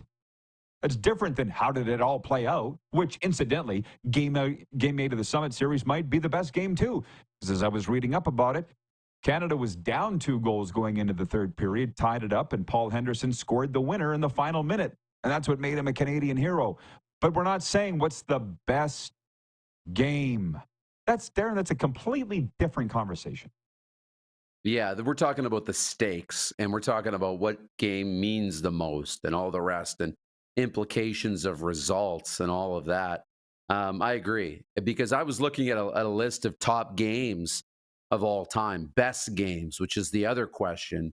And 2010 was like 7th on the list, behind games like 1994 Cup Final, one of the games, maybe it was Game 7, Vancouver, the Rangers. It was behind, remember was it late 90s or early 2000s, the Red Wings and the Avalanche, right? With Draper and Claude Lemieux and that rivalry, ended up being very entertaining hockey games. But we're not talking about that. That's a different conversation. We're talking about biggest games, totally implications, what matters. Well, folks, if you didn't see the interview last hour with Theron Fleury on here, and I asked Clark to get him on because he's been pontificating on a lot of things, not politically related, as it relates to this tournament. And it was such a great interview. I knew Theo wouldn't let us down. But here's the rub. All these games we're talking about, one of the biggest games, are not NHL games. So, like Serena, my better half, saying that she wants the Oilers and Connor McDavid to win a Stanley Cup. She goes, I don't care about winning the Four Nations face-off with Connor McDavid. And she said that he is the same. That's her opinion. But like Theo said, 2002, coming out for warm-up in Salt Lake City, and you're looking around, and you're seeing Canadian flags and USA flags right? And this is the world's biggest stage. It is bigger than the NHL. I think it is. Now, Ryan Getzlaff, we did have this conversation, and watch your toes because I might drop some names, but what would you rather have, an Olympic gold medal or a Stanley Cup? 10 out of 10 guys are going to say a Stanley Cup. You know what I mean? I know. But in the interview with Theo, Theo was like, this is what you play for. That national thing he was saying, Salt Lake City. I guess we could say they're all awesome. But what's more important? But here's the thing. The Four Nations face-off ain't the Olympics, bro. It's not the Olympics. No. Let's not get it lost here, right? It's not. The Olympics has way more at stake. You're not getting an Olympic gold medal for winning on Thursday night. You're not. The reason a lot of guys would pick Stanley Cup too is most guys don't ever get the opportunity to play for Canada because that is the elite of the elite that get to play for your country. So that's an even more elite class, harder to win. But the Cup is really difficult to win too. And that's with your brothers. You're with the same group year after year, day after day, month after month, right? In the trenches. So you're battling. And when you get that Stanley Cup, that means so much rather than coming together for a short period of time and winning. But it is your country. And that's what matters. We're seeing things like, I mean, Sam Bennett and Connor McDavid go back as friends to, being younger. But they're putting away a rivalry from the Stanley Cup finals to compete. We saw a photo, and I think it was the LA Kings that tweeted it, of Drew Doughty and Connor McDavid embracing after a goal, and then side by side with them wanting to rip each other's heads off because they've met in the playoffs the last 3 years, and don't like each other that much. So you put all that aside because country matters more. When we talk about the patch on the front means more than the name on the back, that's what this is all about. Ted in Red Deer writes in and says, I wonder if the best game has more to do with the age of the viewer than how great the game was. Maybe, but the conversation is not what's the best game in hockey history. We'll have that another day. The conversation is what's the biggest game. Darren just explained that, where the stakes are the highest. And it was 1972 Summit Series, Game 8, not this NHL-sponsored tournament on a Thursday night. Are you kidding? Jeff, the Stamps fan, says, if we are talking biggest games based on how events unfolded, it's got to be the 1980 Miracle on Ice. No, it doesn't. And we talked about that as we opened the show with Carlos from Indianapolis. He's a U.S. brainwashed sports fan by the media. 1980 USA, that wasn't even the gold medal final, what they based the movie on. That's Hollywood. It's not even close to the biggest game of all time. We covered that. Jeff goes on to say, isn't everything next to the swamp in Florida? No. The other half of the state is next to the ocean, and that's where I live. The ocean is blocks away from where we are. We're a long ways from the swamp. Come on down some. Look at a map. Colin in Ottawa writes in, he says, good to see Toronto FC players are the only soccer players complaining about football play. Good to see Toronto FC players are the only soccer players complaining about football players tearing up their field. NFL game in Brazil.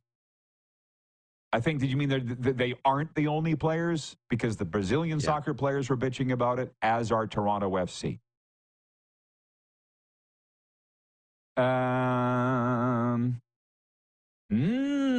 Guess who's watching, Muth? Craig Campbell from the Hockey Hall of Fame in Tirana. And he says, 1972 changed the sport as a legacy. Has that changed your mind yet? Because my mind was changed. I thought it was 2010, and I'm saying it's 72. Moose has gone back to 02 because Theron Fleury said it was okay to vote for 02 last hour. It's just interesting that the biggest games is all international. Go ahead. Yeah, I have some time for 1980 even, and mostly because I love the movie. I'll be honest, swept up in Hollywood and the storytelling of it all. Yeah. And they made that movie and the storytelling made it feel like that game, all the importance around it, the political unrest, all that, these things, Cold War, whatever. and what a wagon the Soviets were. Nobody could beat them. Nobody can beat them. And these are college hockey players that came together and did that. So really big for USA hockey. I understand that. But then I put into perspective, well, 72, that happened 8 years before, and Canada beat the Soviets then. So we beat the Americans to it. We knocked off the Soviets already. So to me, that trumped it. But I had time to walk myself through why 1980 could be considered, and then 72 just trumped it. So case closed. Ted's correct on the age of the respondents here. There's no doubt about that. And I was not born in 72, but I've looked it up and realized that is the biggest game ever, Game 8 of 1972. But there is something more at play here. When you look at these NHL-sponsored tournaments, I wrote about this in the South Florida Tribune, and believe me, more people who care than you'd think. There were 5 Canada Cups and then 3 World Cups, adds up to 8 of these tournaments. This Four Nations face-off is the 9th. Canada's won 6 of the 8. USA's won once. Soviet Union's won once. You go look back at World Juniors and the recent Olympics with NHLers. Canada's won them all. But now, USA's won the last 2 World Juniors, 3 of the last 4. This is a dang NHL-sponsored exhibition tournament for the love of Pete. Don't matter. Hockey supremacy is on the line right now until the Olympics next year. Darren, USA Hockey is on the verge of being the world superpower for at least a year. And you know what? I'm going to tell you, it's got a lot of people really afraid. Yeah, I'm with you on that. And they're based on the World Juniors, and now this, best on best, they're on the verge of claiming that title. They may already have it, but this is an opportunity for them to really claim the title until the Olympics. I look at this being worth 1 on the board. The Olympics is always going to be worth 2 compared to something like this. But still, that's a long time. And when you're on top, you're on top. So, yeah, it's a big game. And, Canada should feel a little bit worried that our claim as the hockey superpower could be in jeopardy Thursday. Folks, I hope you're enjoying this as much as we are. Robin in Prince Albert writes in and he says, how about the 87 World Juniors punch up in Piastani? Pure hatred, pure passion, pure pride. We covered that last hour with Theo. And I was trying to remember, it was Brent from Willington, Florida, who said to me this week, didn't Theo start that brawl? Well, I had the opportunity last hour to ask Theo. And he dodged the question. All he said was he was on the ice when it started. Draw your own conclusions.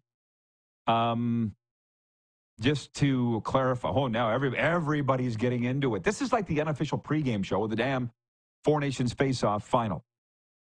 Brenton Wellington says the precursor to the Olympics next year. It was great for hockey. Four Nations Face-Off, he's saying. Been too long since the last best on best, and that U.S. versus Canada game the other night was the huge spotlight for hockey. I will definitely remember. Well, I said to Brent, because he texted me about it, I said, we'll always remember where we were in his living room watching Canada-USA in the primetime pugilism. Ted in Red Deer says, I hate to disagree with Moose, but I think the Packers were complaining about the turf being soft and blamed Love's knee injury on the soft turf. That may be true, but I also think the soccer team was bitching about it. I could look it up, right? Are we right on that? Yeah, It could be maybe both. everybody was bitching. I'll look it about up in the turf. break. Everybody bitches. Everybody bitches. We'll be right back. We'll be right back. We're live here on Game Plus TV, streaming live and podcasting wherever the best podcast.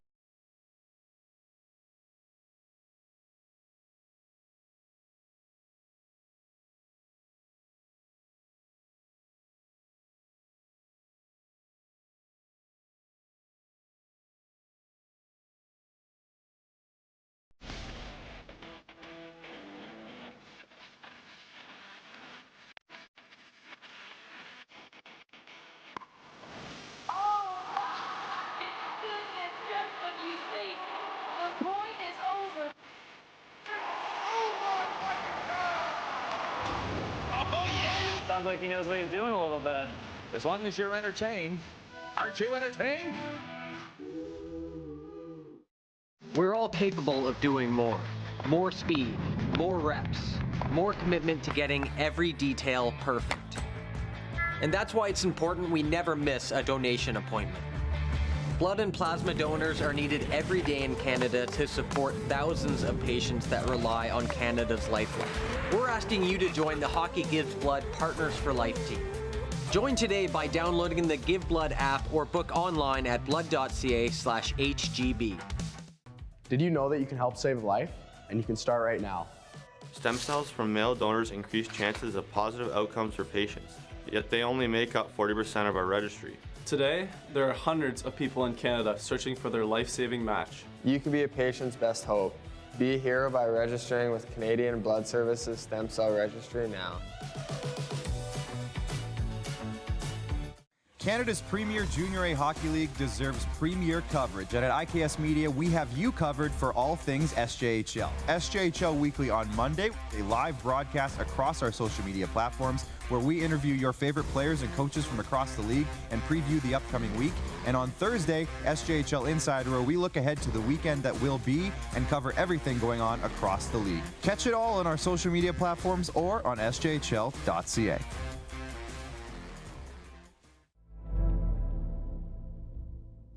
Welcome to the Create Space at IKS Media. Meetings, podcasts, studio. Whether you're here to collaborate or educate, our versatile meeting places, workspaces, and studios await. Your next big idea starts here. Make our space your space. The Create Space at IKS.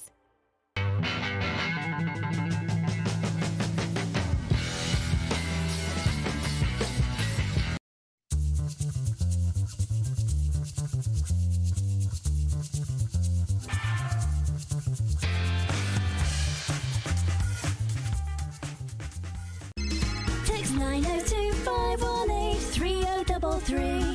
902-518-3033. Pick up your phone and text RP, that's Rod Pedersen. Text 902-518-3033.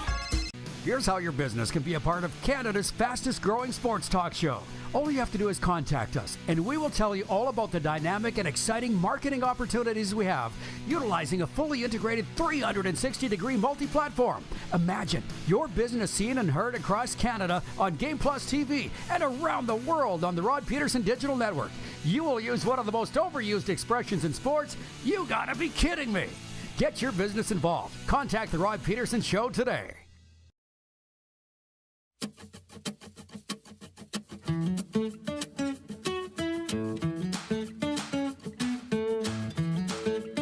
It is the RP Show. Welcome aboard. Folks, transform your audience with powerful presentations from EMJ Marketing's elite speakers. Check out their website for more information at emjmarketing.com. Now's the time. I do want to talk about those World Junior items, junior hockey items, not World Juniors, because I promised that we would, and I said that Moose and I love it.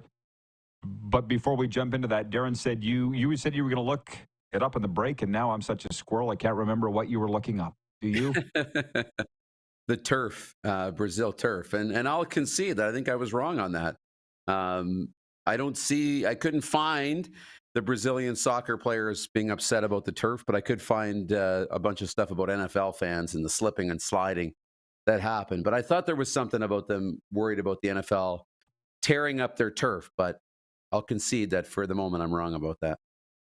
I'm not giving up on it. I believe I heard the owner of the local soccer team that played in that stadium in Brazil, Sao Paulo, was upset that the NFL was coming. I believe I remember hearing that. But again, I don't spend a lot of time looking back. Regarding what's the biggest game in the history of hockey, it's not Thursday night. But Al Broderick writes in, he says, I like the 1974 WHA versus the Russians. Okay.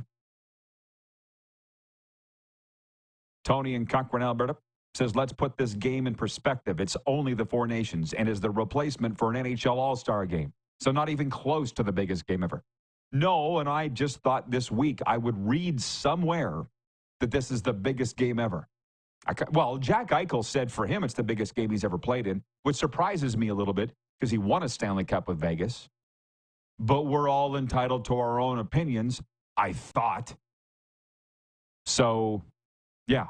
And that's not even saying that he's not saying it's the biggest game ever. He's saying it's the biggest game for him. But he understands there are bigger games than him. What the heck? Oh, just one more. Ted in Red Deer says, USA Hockey is now the undisputed leaders in producing high-level goaltending.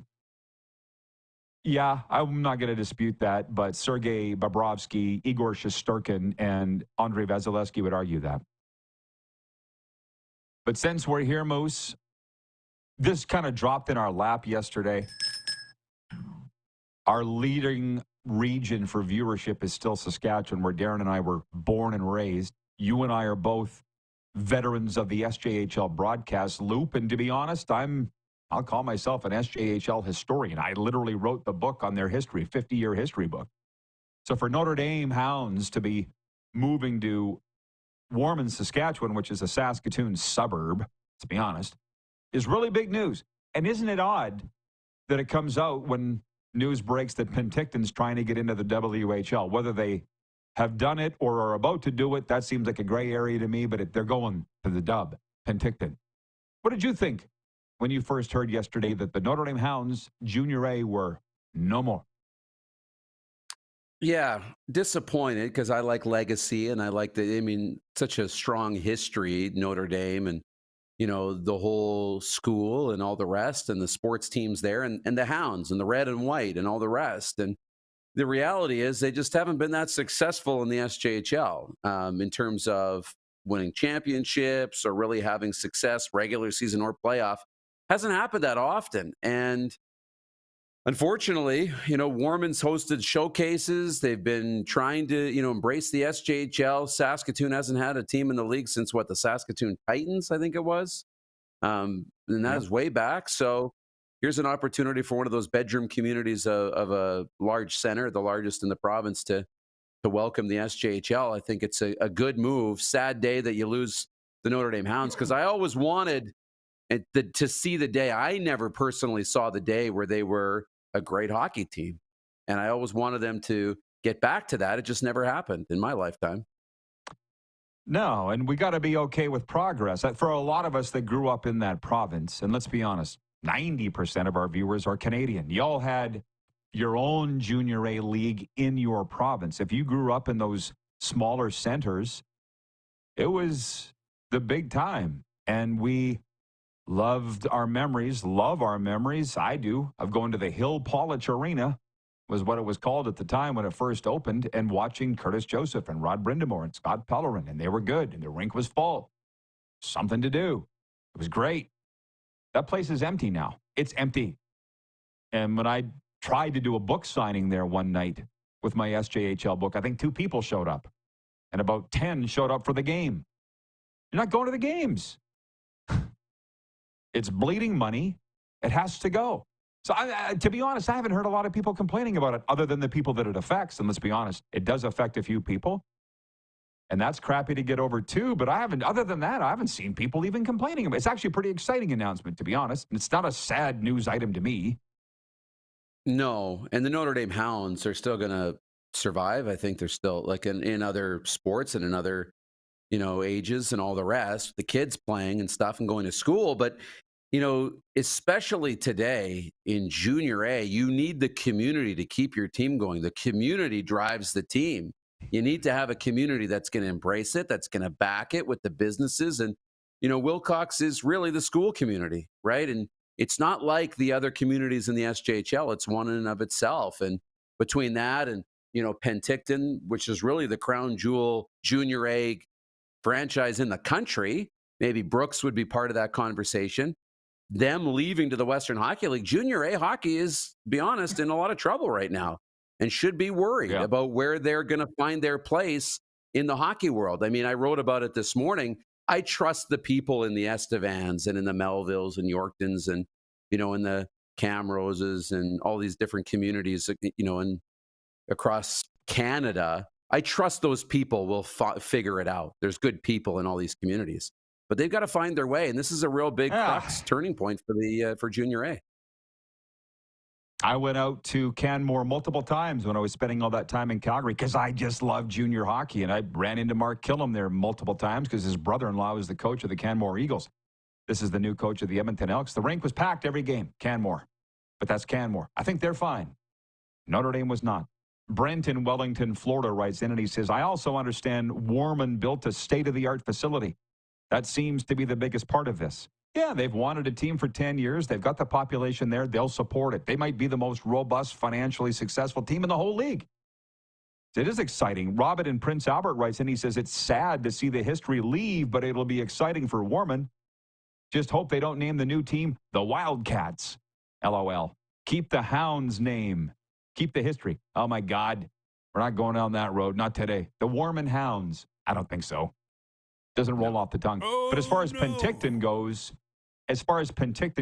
just last before I let you go and come back for overtime, the incentive to be a Junior A team right now isn't high. I can see why Warman's excited, but Penticton's done all there is to do in Junior A. They got the rink. It's a beautiful market. That's another no-brainer. I just feel like you can't stand in the way of progress, right? It's pretty exciting for the WHL. They haven't expanded in 20 years, and that was the Edmonton Oil Kings last time. Yeah, and we saw the reports, $1 million to the league for an expansion fee, $1 million to Kelowna for territorial rights fees because they're coming into their territory.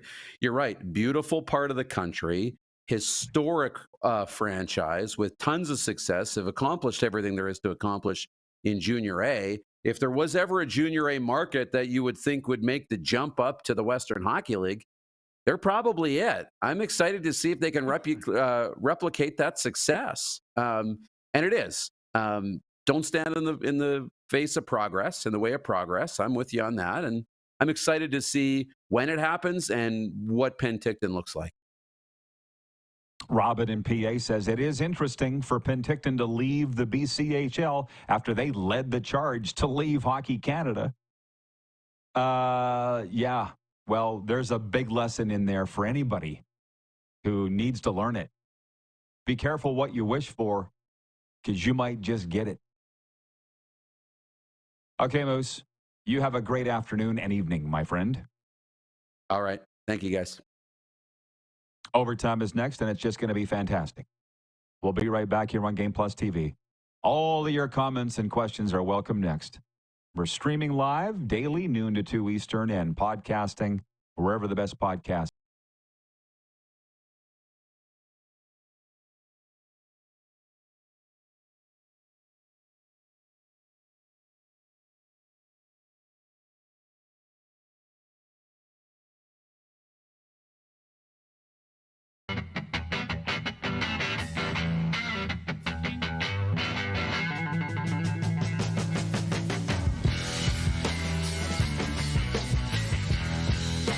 From cash spiels to grand slams, club competitions to world championships, there's a lot to keep up with on the pebbled ice. Stay up to date with the Hardline Curling Show, your weekly source for everything curling, with the latest event results, breaking news, interviews with players, executives, and insiders, plus behind-the-scenes access you won't get anywhere else. Follow us on Facebook, X, Instagram, and subscribe to our YouTube. Make sure you don't miss a thing.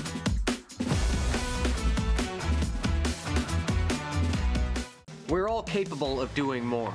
More speed, more reps, more commitment to getting every detail perfect. And that's why it's important we never miss a donation appointment. Blood and plasma donors are needed every day in Canada to support thousands of patients that rely on Canada's lifeline.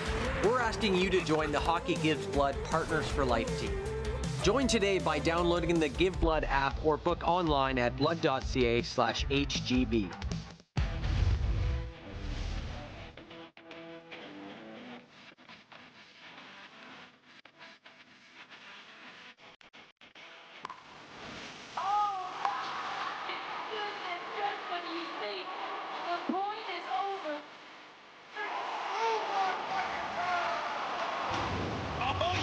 Sounds like he knows what he's doing a little bit. As long as you're entertained. Aren't you entertained?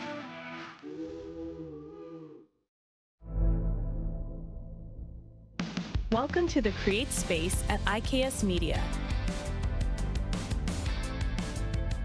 Meetings, podcasts, studio.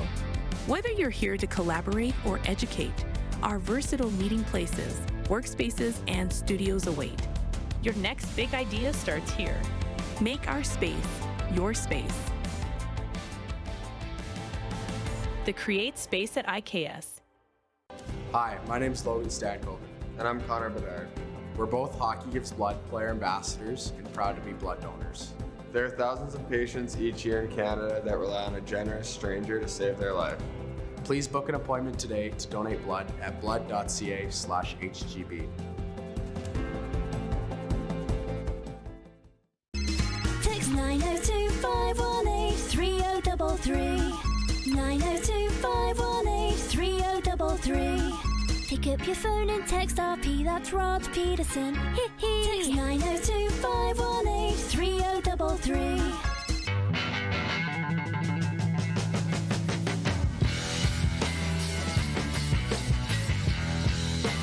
Here's how your business can be a part of Canada's fastest growing sports talk show.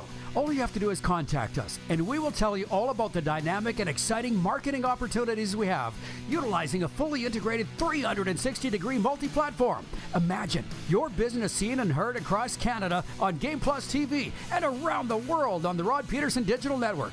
You will use one of the most overused expressions in sports. You gotta be kidding me. Get your business involved. Contact the Rod Pedersen Show today.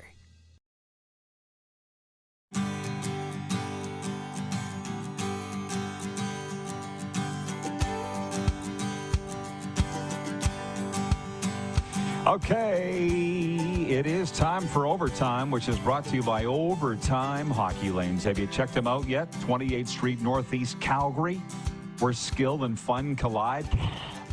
Achieve your hockey goals at Overtime Hockey Lanes with state-of-the-art shooting lanes, top-notch equipment. It's the ultimate training destination for players of all ages and skill levels. Whether you're prepping for the big game or just want to have fun, host an office party, a birthday party, team building session, they can do it all. I wholeheartedly endorse it. OvertimeHL.ca is their website if you need to hear more.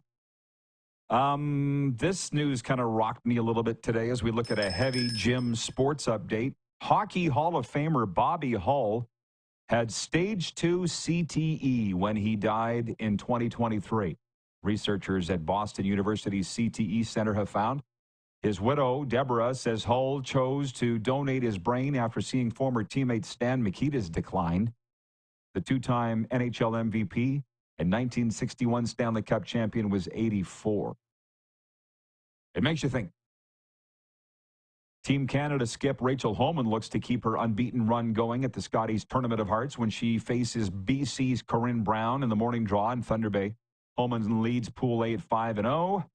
In Pool B, Nova Scotia's Christina Black and Ontario's Daniel Inglis enter the day tied for first at 4-1. The NBA returns after the All-Star break tonight with the Lakers hosting the Charlotte Hornets. Luka Doncic will play his third game with the Lakers after being acquired on February 2nd. Thursday features 9 games with the Raptors returning Friday to host the Miami Heat. The sports update's brought to you by Heavy Gym. Heavy Gym isn't just about lifting weights. I'm going to tell you, it's about lifting your spirit, your strength, your potential. Step into the gym that's changing lives. Find out more at heavygym.ca. See our good friend Tony down there. Well, you could almost say we got through it. We got 3+ minutes left to go. And we've had a rollicking hockey talk today, previewing the Canada-USA Four Nations face-off game. We'll really get into the nuts and bolts of it tomorrow. The last couple of days have been spent on the historical perspective of the game.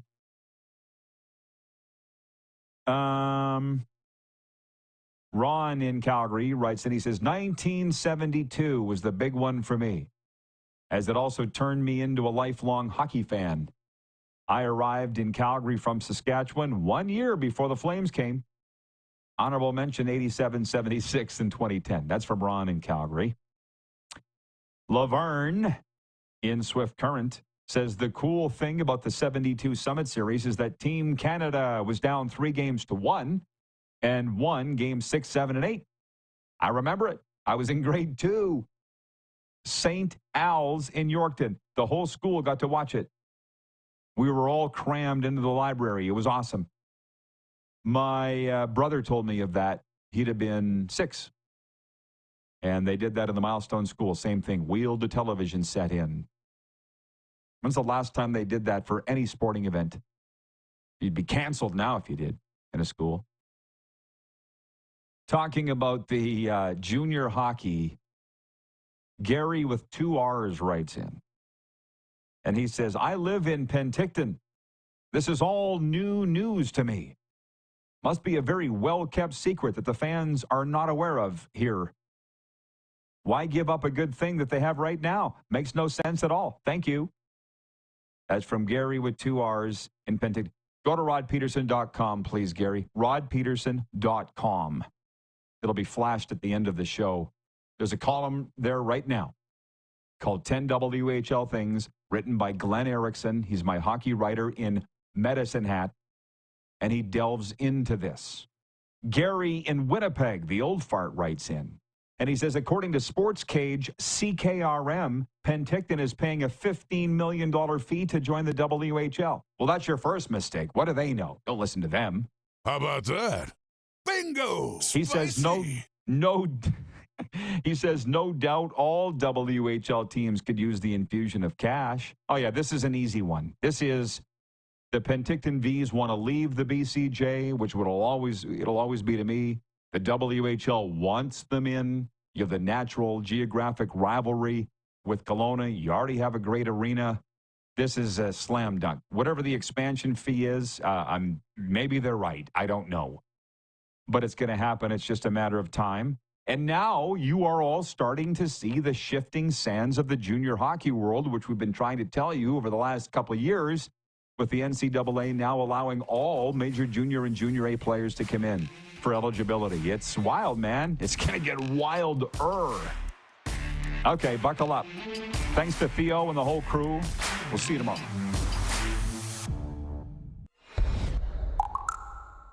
Angering people is a gift of mine.